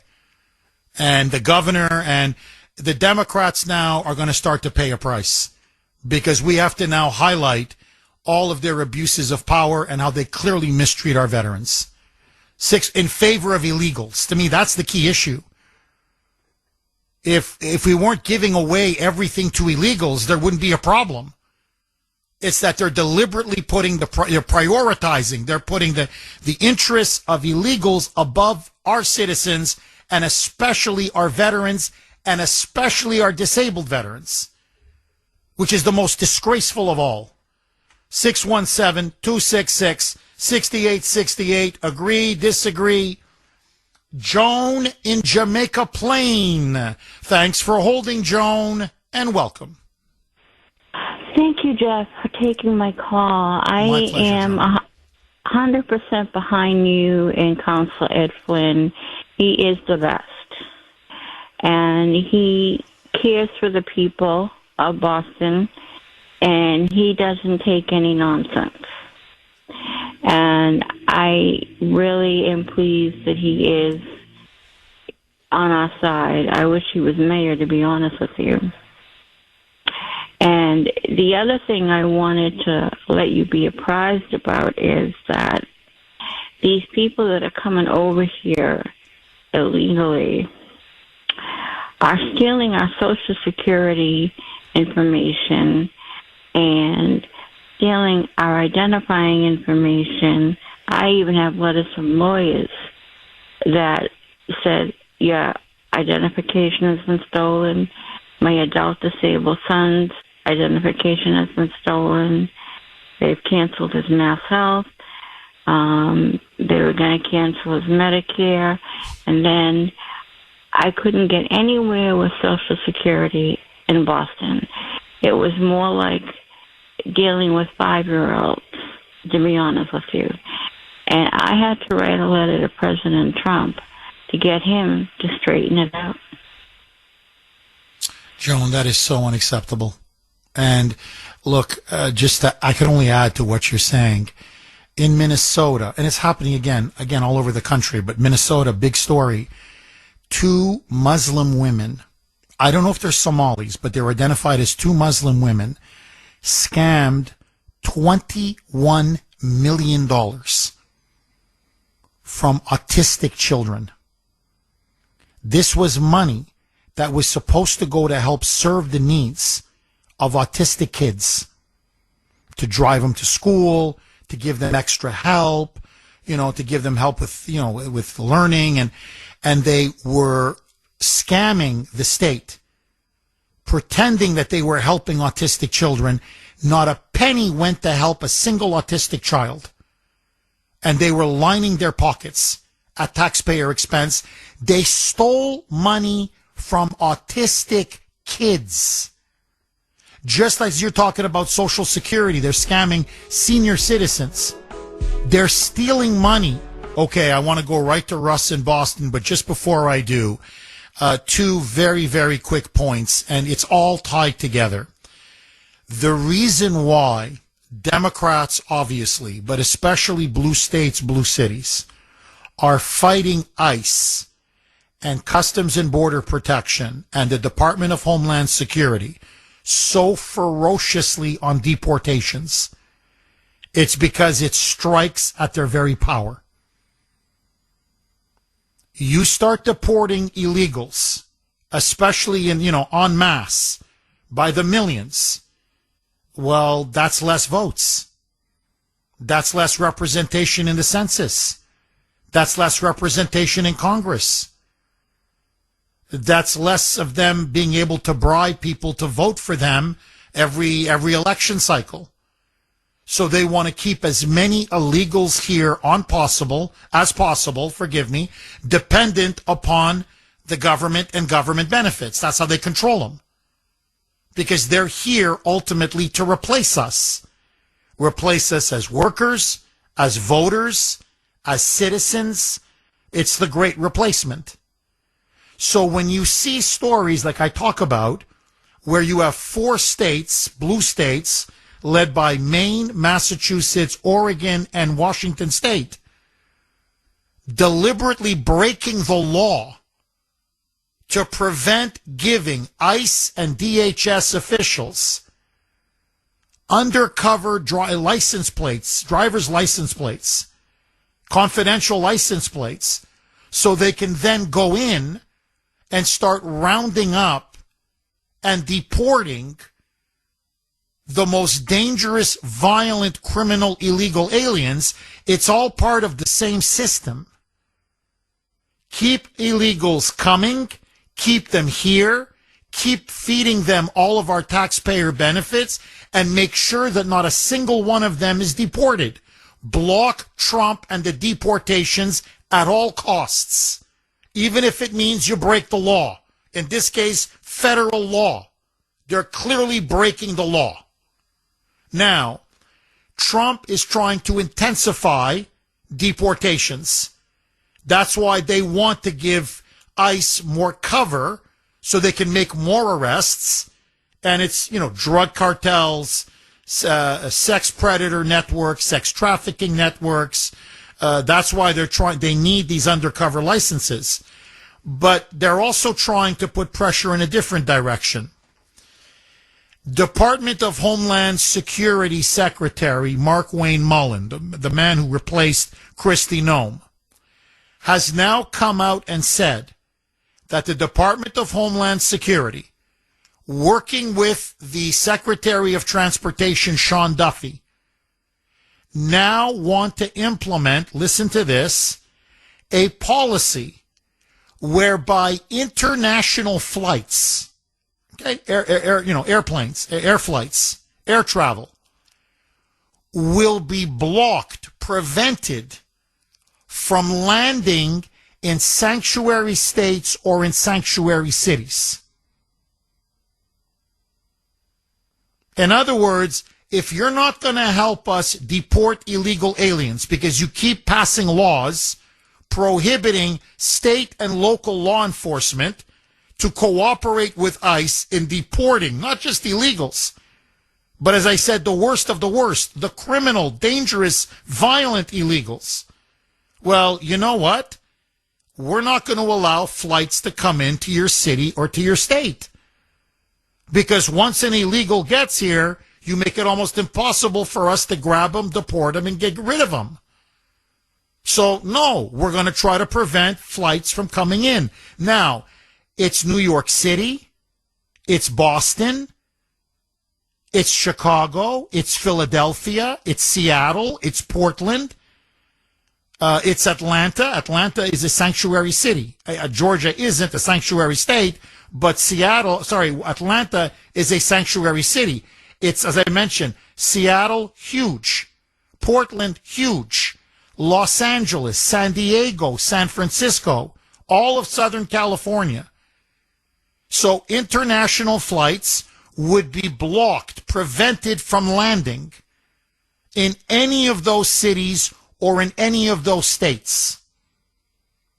I think it is a phenomenal idea. It is going to put pressure on other international or major airports in red states that do comply with federal immigration law. It's going to be a burden to them. But think about it. If you don't have international flights coming into Boston or coming into New York or coming into New Jersey or coming into Chicago or California or out on the West Coast, you're cutting off a lot of tourists, a lot of money, a lot of money. And especially with the World Cup around the corner, whoa, there's going to be a lot of unhappy fans. So what Mark Wayne Mullen with the Department of Homeland Security is saying, you want to kneecap us? You want to impede us from being able to do our jobs and deport these dangerous, violent illegals? Well, we're going to make life hard for you. We can play it both ways. So let me throw this log on the fire. Do you agree with the Department of Homeland Security and President Trump now saying they are seriously considering barring all international flights going into sanctuary cities or sanctuary states? I say yes. It's finally time you start squeezing them and having them pay, at least in this case, a financial economic price and start treating them as the pariahs that they are. Shame them now. Have them explain to their citizens or their residents why all of a sudden now they're not flying in from Italy or from Germany or from France or from Asia or from wherever, from, Brazil or whatever. All these flights coming in from all over the world. No. They're not coming to us anymore. Because we're a sanctuary state or a sanctuary city. And businesses are going to complain. Conventions are going to complain. Hotels are going to complain. You're going to have massive sectors now saying, whoa, this is financially killing us. And maybe, just maybe, it can squeeze them enough, pressure them enough, that maybe they can start to follow the law. Huh? Could you imagine that? Can you believe that? They actually follow the law? Agree, disagree, 617-266-6868. Russ in Boston. Thanks for holding, Russ, and welcome. So two of your three questions. First of all, you asked, when will the voting Democrats see the light? People who constantly vote for the Democrats are brainwashed, okay? It is the only logical answer to their ridiculousness when they vote. Now I ask psychiatrists to call the show. How do you unbrainwash people who have no idea they suffer from liberalism, a mental disorder? They need mental rehab. They have no idea they need the rehab. If the presidential election was held today, knee-pad alcoholic Harris would carry Massachusetts again. And there's no doubt in my mind about that, okay? Now, I've witnessed this brainwashing over the last 60 years by the enemy within, and it has aggravated me for the last 60 years. The enemy within hates President Trump. He has exposed them for what they are, and he's doing his best to stop them, okay? Now, I'll answer your second question, Jeff, all right? Russ, can you do me a favor? Because you know how much I respect you and your opinion. I don't want to rush you. Okay, we're going to go right back to Russ in Boston. He's on a roll as usual. But before I do, very quickly, it is the Kuhner Country poll question of the day, sponsored by Mario's. Mario's Quality Roofing, Siding, and Windows. Should federal funding to sanctuary city airports be pulled? In other words, no funding, international flights will be blocked, barred from landing in those sanctuary city airports. So, should federal funding to sanctuary city airports be pulled, which includes, by the way, Logan, TF Green in Rhode Island, I mean, I'm just, Portland, Maine. I'm just, Burlington. I don't know if that's an international airport, but anyway, Burlington, Vermont. That basically encompasses all of New England. Obviously, JFK. The major airports in New York City. That includes the Baltimore Washington International. That includes the big airport at Philadelphia, O'Hare in Chicago. I could go on and on. So that would affect a ton of airports. Should federal funding to sanctuary city airports be pulled? A, yes, and I'm an A all the way, baby. B, no. You can vote on our webpage, wrko.com/Kuhner, wrko.com/Kuhner, Kuhn as in national ER. You can also vote via X. My handle there, all one word, at the Kuhner Report, at the Kuhner Report, Kuhner. Russ, please pick up where you left off, my friend. Okay. Jeff, during World War II and after the war ended, we were a grateful nation. The whole nation sacrificed to defeat evil. What is most important to most people is what they work hard for and sacrifice for has a lasting gratefulness, okay? And we are all, especially Kuhner country, okay, we are all proud of what we've accomplished on our own without the help of others, okay? Or should I say with some help from others? I probably should phrase it that way, okay? And that's what's most important, without question. Now, what the first scumbag politician that gave able-bodied people stuff for free should have been tarred and feathered. And believe me, that is the poison in this country. And eventually, if the Democrats control this country again, we are on the road to bankruptcy because eventually, okay, when people learn that you can just rob the Treasury, eventually the country goes bankrupt. History proves that, okay? Now, I guess I'll answer your third question, okay? Now, as far as airports concerned, transportation is very vital to the country, and also there's safety involved in it. But as far as other things, I would love them to cut government spending on other programs.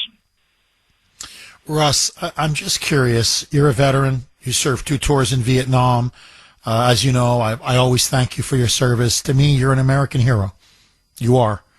And you know how I feel about the Vietnam vets. I love all the vets. Please don't get me wrong. But the way the Vietnam vets were so mistreated when they came back, there's a special place in my heart for Vietnam vets because you never got the recognition and the appreciation that all of you deserved. So I just want to ask you, are you surprised when you hear this horror story about this veteran? I don't know what war he served in. I assume it's Iraq or Afghanistan, but I don't know for sure because I saw a picture of him and he looks 50-ish. So I'm just thinking, I don't think it was Vietnam. I think it's one of either Iraq or Afghanistan. But I could be wrong. But I'm just saying, he's got no legs.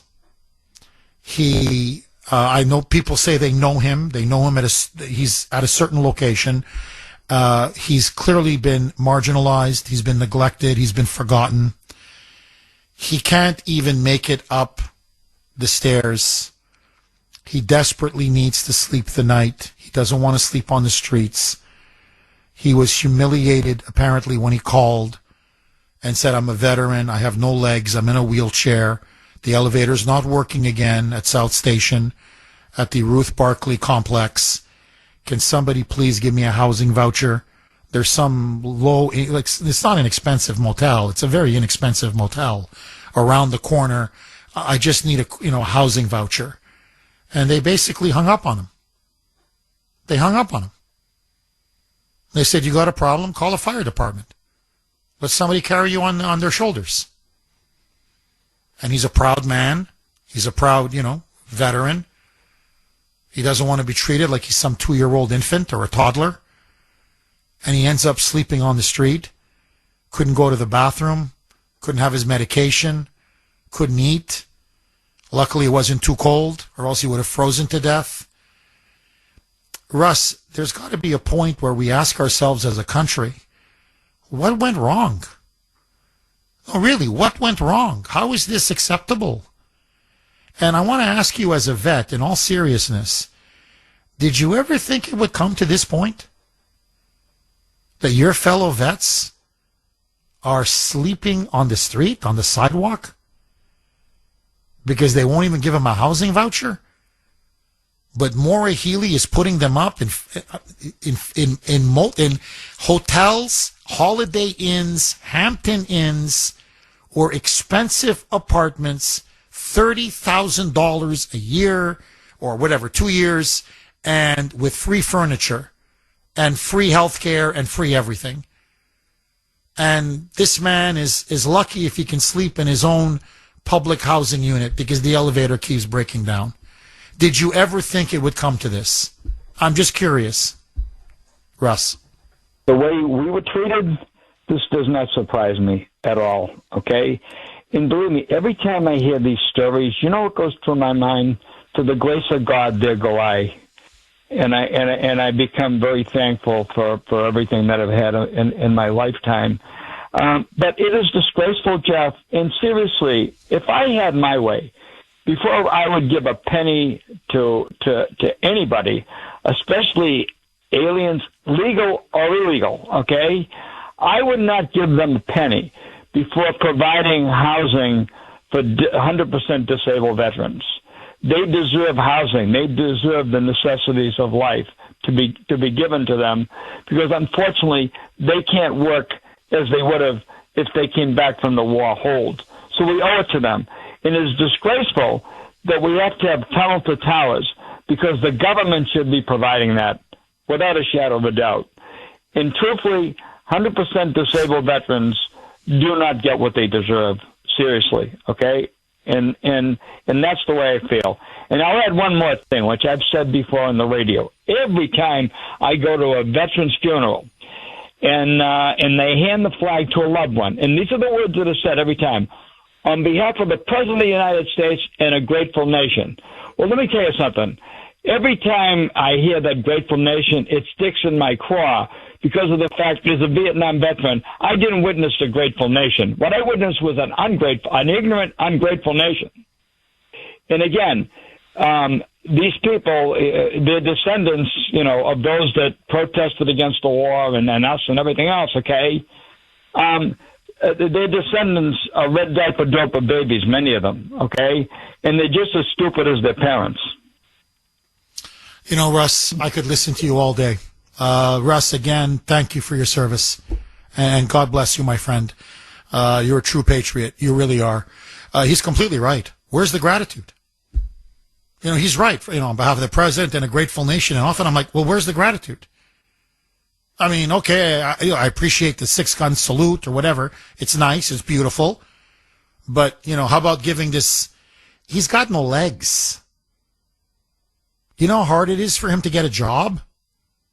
I mean, I'm sorry, but, he's got no legs, man. He left, he went to war whole, and he came back, and you got to see him in a wheelchair. He didn't lose. I don't want to say just, because that's the stupidest thing to say.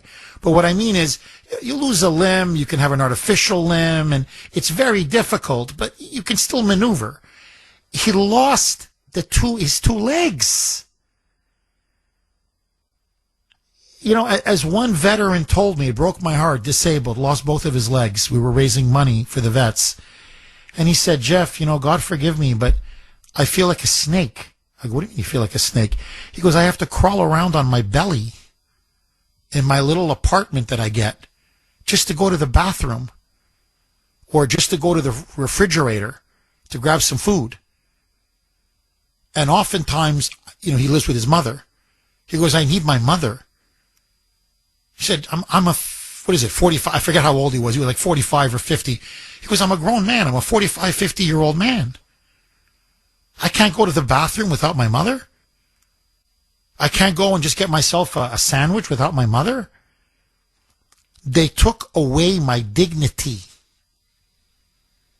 And I have to beg for benefits from the VA. And I could read to you. I am getting so many texts, so many emails, so many messages on Messenger from disabled veterans. It's heartbreaking. Jeff, I've been trying 30 years, 40 years. They won't recognize, my feet are blown off. They won't recognize that as a disability. Or they're claiming I didn't get it in war. Well, where'd you get it from? Working construction, you blow up both your feet? And he says, you don't know how common this is. How disabled veterans are put at the back of the line. It's to the point now that many of us, we get used to it. You get used to it? Our priorities are backwards. Completely backwards. The illegals shouldn't even be in our country. And if they are in our country, they're at the back of the line. Okay? At the back, they shouldn't get anything. Don't get me wrong. But if you get something, it scraps off the table. Our veterans and our disabled vets should be at the front of the line. Our elderly should be at the front of the line. Our poor, our homeless should be at the front of the line. At least in Jeff Kuhner's America. 617-266-6868. Agree, disagree. And yes, don't let any of these flights come in. They got to feel some economic pain now. Like, enough. You want to do this to our citizens? You want to break the law and betray us like this? You're going to pay a price.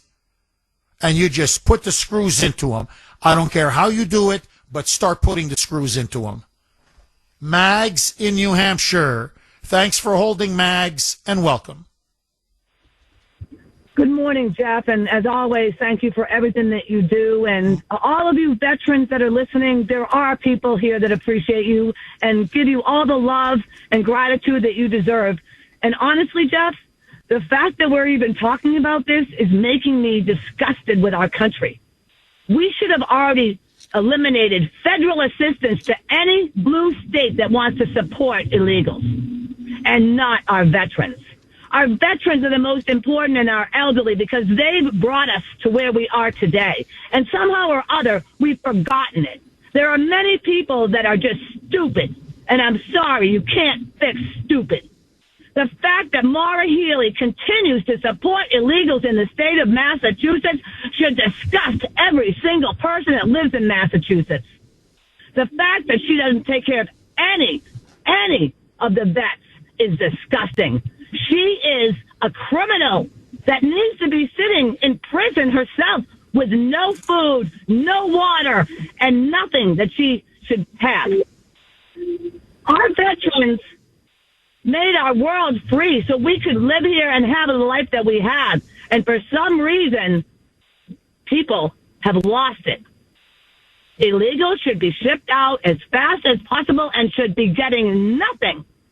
And President Trump, if you're listening, every sanctuary city, no more federal funding. And yes, no flights into there either. Let's squeeze them like they have squeezed everybody else in their states. Mags, as usual, on fire, on point. I agree with you. Forget 1,000, 1,000,000%. Mags, I want to ask you this, and please don't take this the wrong way. I'm not trying to make you feel uncomfortable or awkward, and if you do, please tell me right away. I promise my feelings won't be hurt. But as I'm listening to you, and you're completely right about how we're giving, we should be cutting off all federal funding to sanctuary states, sanctuary cities, how we're spending really hundreds of billions of dollars across the country on free health care, free housing, free food, free welfare, free cash payments, free cable, free iPhones, free education to all these illegals, while our disabled veterans are sleeping on the streets. I got to run this by you because this is now becoming a trend in the Democratic Party. It's spreading like a cancer from blue city to blue city, blue state to blue state. On June 17th, at the Boston public library, and I'm going to really clean it up because I don't want to gross anybody out. I mentioned it on Friday, but I want to mention it again. The mayor of Boston, Michelle Wu, backed by the governor, backed by the National Democratic Party. I want to stress this. Bernie is backing her. AOC is backing her. Graham Plattner is backing her. Elizabeth Warren is backing Michelle Wu. Okay, Marxist Michelle. Mayor Wu's office is going to fund a consciousness-raising discussion on menstrual equity and the experiences of trans menstruators. It's called the Trans Period Pride. And apparently it's free to attend because it's all being paid for by us, the taxpayers. We're paying for this. Free dinner, catered dinner, and a free period underwear is even as well thrown in, provided to all attendees. Should our taxpayer dollars, should the mayors of blue cities and the governors of blue states, in this case, the mayor of Boston, should we be funding and supporting, I don't know what to say, a trans period pride? How women who claim to be men get periods every month and how they agonize over it because they're technically now a man, but of course they get a monthly period, and how to wear the underwear and how to wear the tampon and how not to wear the period, the tampon and the underwear, and to be discussing about their periods. And that this is something that we should be paying for. Or is this honestly sick, disgusting, and perverted? And an absolute abuse of our taxpayer dollars. You see, they have money for this, Mags. But they don't have money for Steve, for a hotel voucher for Steve with no legs so he doesn't sleep on the street. What say you, Mags? I'm spinning around in my seat right now, Jeff. Is this a joke?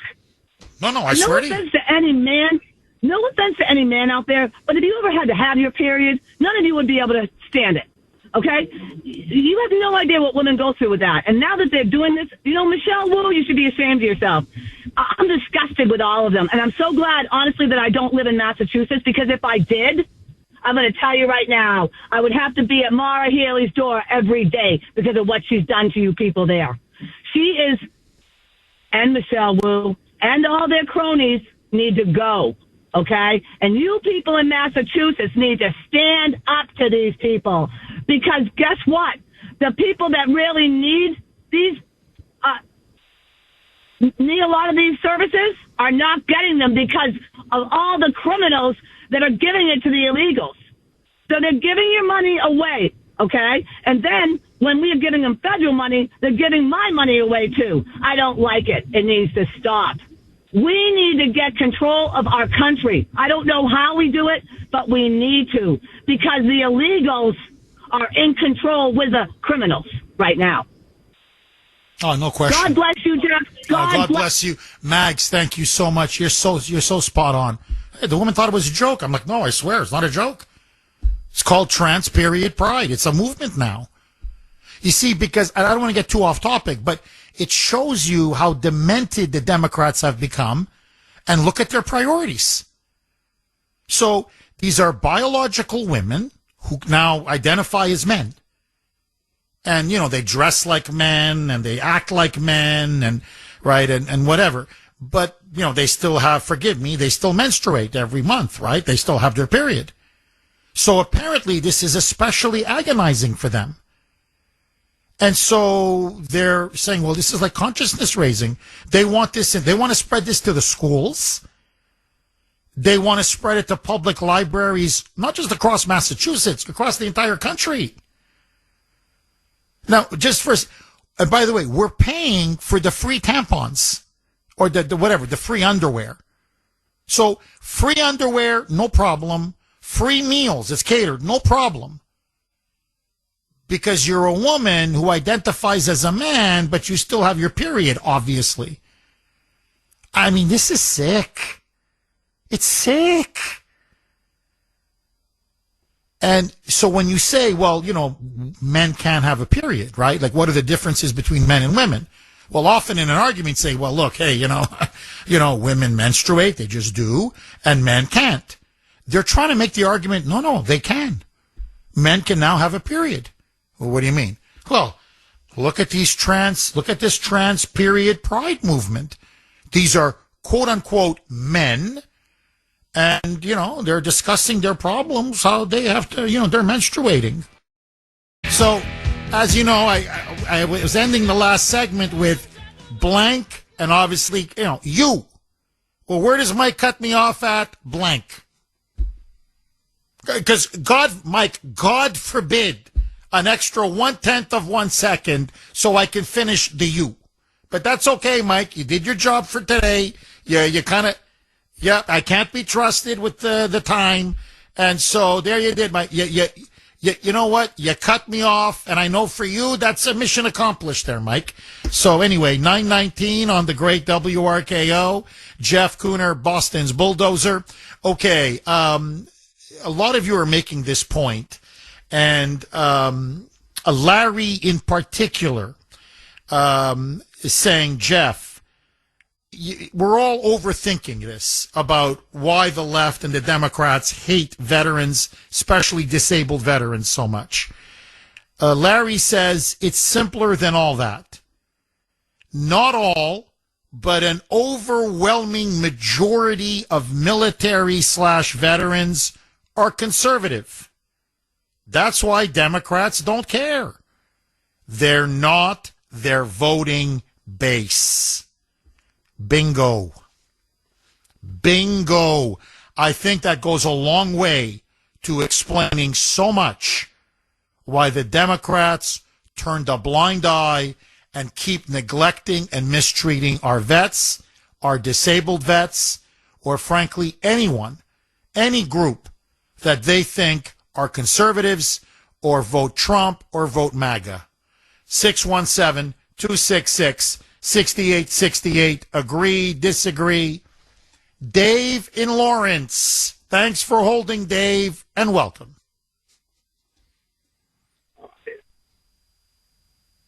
Dave?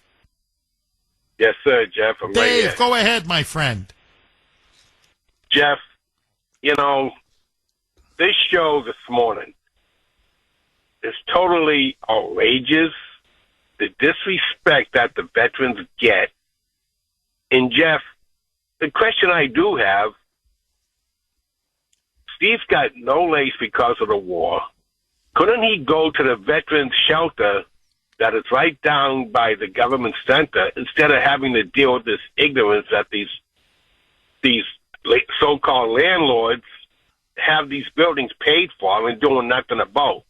There's no reason for him to be out in the cold all night long, and with all the situations that he has physically because of the war and things. Jeff, there's no reason for this.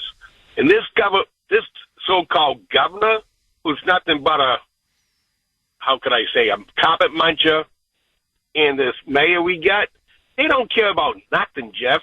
This whole thing's an abomination of the way they're treating this state. They're giving the gay priorities everything they want, all the homosexuals everything they want, and they're getting it all for nothing, Jeffrey. They don't deserve anything. Well, now they're really aggressively on the transgender front. They are. I've never seen anything like. Honestly, Dave, I've never seen anything like this. And Dave, the thing I find strange is the transgender population is such a small proportion. It's a minority of a minority of a minority. And yet all of this attention, money, funding, indoctrination, propaganda. And Dave, you know, I mentioned that event that Michelle, who apparently now it looks like it was canceled. There was such a massive backlash that I'm getting people texting me now saying, no, Kuhner, that, you know, because we talked about it on Friday, That generated a lot of protest. She got flooded with calls, and so it looks now like it may be canceled. They're saying it's canceled. We'll find out, but it looks like it has been canceled. We'll see. But the point is, they're coming across as more and more absurd. Like, this is getting more, like, to the point where it's becoming insane. Where you're looking around like we're living in a mental asylum. And, you know, I think you nailed it. It's just, they're out of control. And they're drunk with power. And they think they can do whatever they want in these Democrat-run cities and Democrat-run states. And I think now they're going to be in for a very rude awakening. Because I think the citizens and the taxpayers have had enough. I'm not paying for some trans period pride. What, are you crazy? Like, are you what?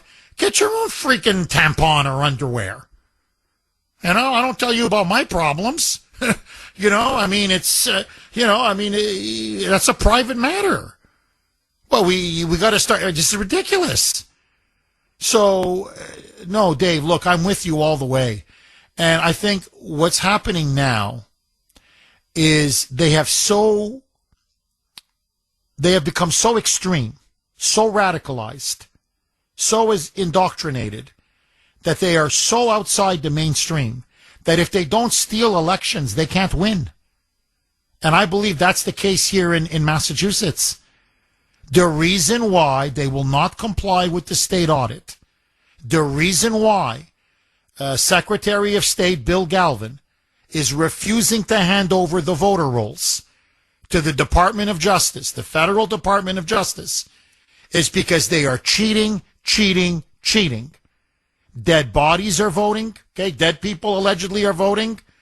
People are voting multiple times, and illegal aliens are voting. So you expose the money and you expose the voter rolls. It's game, set, match. Dave, as always, thank you for your call. 617-266-6868 is the number. Should illegal aliens get priority over veterans? Okay, this is an email from Dave. Jeff, listening this morning, and I don't know if you understand. These are not illegal aliens or illegal immigrants. These are, and it's all in caps, these are new Democrat voters. We have to call them as such or both at the same time. People need to realize this. You take them away, you deport them, and their power goes away too. Thanks and great show. Well, thank you, Dave. You hit the nail right on the head, Dave. You're right. I mean, yes, they are illegal aliens or illegal immigrants, whatever you want to call them. I prefer aliens, illegal aliens, but they're new Democrat voters. That's it. Bingo. And that's why it explains everything. It's why they get the best housing. It's why they get 3 catered meals, free food, free health care, free EBT, free iPhone, free schooling, free education, free furniture, free cable, everything free. While poor Steve, who lost both his legs, a vet, is sleeping on the street, okay, on the sidewalk. Because Steve may not vote for them, or there's a good chance he's a Trump supporter. But these new Democrat voters, that's their base. So if you deport them, you get rid of them, you take away the Democrats' power. It's really that simple. 617-266-6868. Okay, I want to go to Arthur in Chestnut Hill. Just a very quick clarification. So what the Department of Homeland Security, led by Mark Wayne Mullen, the Secretary of DHS, what they want to do, to be exact, is at the sanctuary city or sanctuary state international airports, is they want to remove all customs and border protection from these airports. In other words, no. You want to fly in illegals potentially and keep them there, not allow us to deport them? No. we're going to withdraw all of these customs officials. I'm just going to use Boston as an example, from Logan Airport, or TF Green is another one in Rhode Island, or John F. Kennedy, JFK in New York City, or O'Hare in Chicago, as an example. So these international flights can't come in. No customs officials, they're not allowed to come. So go to another airport where it's not a sanctuary state or a sanctuary city, i.e. a red state or a red city, and then we'll accept your international flights. And Mark Wayne Mullen, with Trump's backing, has said, we've had enough. It's time they began to feel some economic pain and realize that their actions have consequences. So we're going to start, that's how they plan to ban these international flights from landing or coming into sanctuary city airports or sanctuary state airports. 617-266-6868 is the number.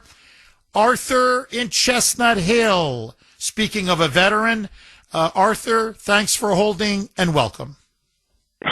Thanks, Jeff. I got a few comments about both subjects and an important one about Iran, please, if you wouldn't mind. First of all, Trump never should have appointed Mark Mullen because he's only got 53 votes in the Senate. What the hell is he doing taking a senator out of the Senate when he has a slight majority? He could have gotten any qualified guy to run DHS since Kristi Noem did a good job getting it together. That's a quick point. Another quick point. Don't forget that Michelle Wu ran unopposed. That's another thing about this state. That's another quick point. As far as this veteran, okay, it's disgraceful. You talk about the fact that he couldn't get upstairs. What the hell is a guy with no legs living in an apartment that's upstairs? He should be on the first floor. There should be a handicap ramp. There should be a handicap thing like you go to hospitals and you press a button and the door opens. And he shouldn't be there in the first place. And I guarantee you that somebody that should be investigated is the guy who comes to fix the elevators. That must be an ATM machine for him, because that's what it usually is with people like that who have a government contract. They could care less about veterans. And nobody cares about veterans. We had Memorial Day. The veterans that gave their lives deserve more than a weekend anyway. But that be that as may, that's the state of America today. In this state, in case you forgot, Charlie Baker presided over the deaths of a bunch of veterans in a home out in the western part of the state. Holyoke. If you ever went to the Chelsea Soldiers Home, you'd be disgusted as what the conditions are. That place looks like it's from 1912 and hasn't changed. And and I guarantee you somebody from the government's listening to the program, but they don't have the guts to call up and talk to you about it because they don't care. In Massachusetts and all over New England, we don't have a vote. We don't have a voice. We don't have honest elections. They gerrymandered us all out of voting. How is it possible that 6 states we only have one lukewarm Republican, which is Susan Collins, even as a senator or even as a rep? And in Massachusetts, it's so corrupt that the last election, not one rep even put out an ad. That's how they knew they didn't have any worries about getting elected because everything's rigged. And yet no investigations or whatever. Okay, and the other point, sanctuary, stopping flights into sanctuary cities, that's not going to do squat. They've stopped funding for sanctuary cities. That hasn't done anything. The only thing that's going to help end sanctuary cities is to end sanctuary cities by turning around and arresting these people, because these people are aiding and abetting criminals, and criminals of the worst kind. Rapists, child rapists. And they murder only Americans. You notice they don't murder their own. They always murder Americans, and they always a heinous crime. And the only way you're going to stop these riots, not protests against ICE, is bring in the military, the National Guard. The ICE can't do it on their own because they're not getting any help from the state. Now, I wanted to make a quick comment about Iran. Okay, Mark Kelly, okay, succeeded in what he did when he turned around and exposed the fact that we were out of munitions. And I think that's why Trump is delaying and delaying, because he knows he doesn't have the munitions. And Mark Kelly, like we said before, should have been arrested for treason, and so should CBS for airing that information. And you see Hexteth is going around saying, "Oh yeah, we have enough munitions now," but he's saying that in the public, which is not it's not a private classified setting. Classified setting. Yeah. Trump's getting jerked around by Iran thanks to Mark Kelly. Trump is jerking us around, and every time I hear him say, "Oh, we've got plenty of time," well, the 40,000 Iranians who love America gave their lives and were tortured and murdered. They don't have a lot of time. Those people have been waiting for 47 years to be free, and Trump should consider that. We betrayed the people of Afghanistan when we gave that back, and after we won a great victory there, and we're doing the same thing in Iran. And if the fact that we've shown weakness, we're like we're on our hands and knees. We're going to get a deal. We're going to get a deal. And if I hear him say, no, he's been saying that for a while now. We're close to a deal. No, Arthur, I hear you. All right, my friends, let's check in with you. It's Talk Back Tit for Tat, a chance for Kuhner Country to speak directly, thoughtful, funny, passionate. We've gathered your best messages, and they're coming up right now. Roll it, Mike.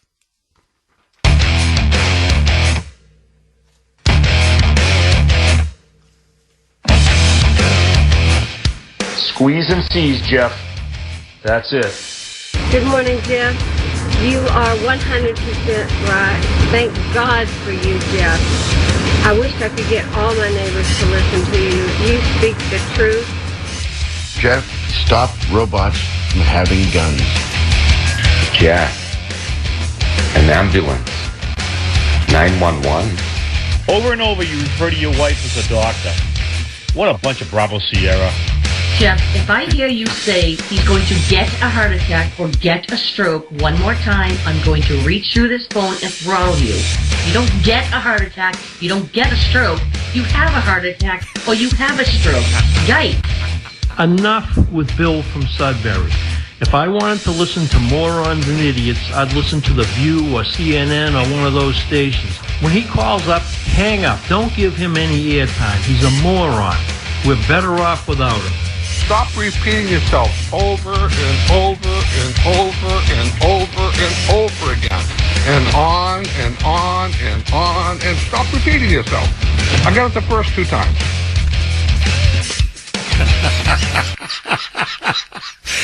Mike, I've noticed on this round, no criticisms of you, Mike. There were none to be seen, huh? Oh, the one that said you don't get a heart attack, you have a heart attack, or you have a stroke. Okay, I'm sorry. Jeez. Everybody's so picky about this word or that word. All right, my friends, as you've heard, this is really becoming, I think now it's our favorite, or at least most popular segment, the most favorite segment. It's right up there with Caller of the Week. So, my friends, the best way, obviously, to listen to the Kuhner Report is on the iHeartRadio app. And we've launched Kuhner's Talkback Tit for Tat. We've had it now for about 5 or 6 weeks.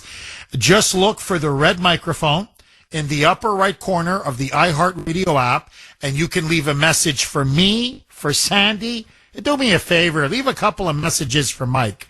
Agree, disagree, respond, react, anything goes. So leave your talkbacks anytime during the week. And as you just heard, every Monday in the final segment, we'll play the best ones on the air. So download the iHeart app, hit that red microphone, baby, and join Kuhner's Talkback Tit for Tat. Brenda in Beverly. Brenda, Haven't heard from you in a while. How are you? Good morning, Jeff. As like Led Zeppelin sang to us, it's been a long time since I rock and rolled with the Kuhner man. Happy belated New Year. It's been that long. I haven't talked to you since December of 2025. Oh, I know. I've been waiting, and I know you're having some health issues, and I hope you're doing really well. I want you to know that you're in our thoughts and prayers. And you just keep fighting hard, Brenda. That's all that matters. We want you back 100%. So please know you're in my thoughts and prayers. And don't get depressed. I know with these health issues, it can be very demoralizing, but don't give up. And I'm sure you're going to be back better than ever. Brenda, what's on your mind? Thank you. Thank you very much for that, Jeff. I wanted to share a story. I know we're getting that right to the very end here. I'll try to condense it as best as I can. It coordinates with this double amputee veteran. I was working years ago as a home health aide, and I'd say about 10 years ago. And I was at this elderly senior housing, and I walked in. It was the afternoon. It was a pouring rain day. This showcases what happened to this man. He's not a one-off, and I don't say that to be insensitive. This kind of garbage has been going on for years. So I go into this facility. I see a ton of people to the right of me. There's like a community room. I pop my head in, and I said, oh, there's an event today? And the guy in a wheelchair, imagine this, guy in a wheelchair looks at me, and he goes, oh, the only event that's going on is that the elevator is out again. And I go, the elevator's out. I go, well, how long have you people been here? It's the middle of the afternoon.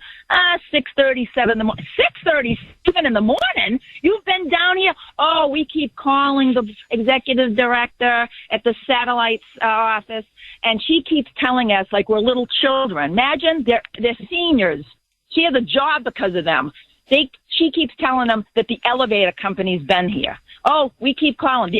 He goes, we'd have to see them coming through the front door to see the elevator. So I said, listen, let me get organized with the gal upstairs. I'm going to come downstairs. You give me the number. And you're going to take care of it. And I know you, Brenda, because you're a can-do person, a person of action. You took care of it.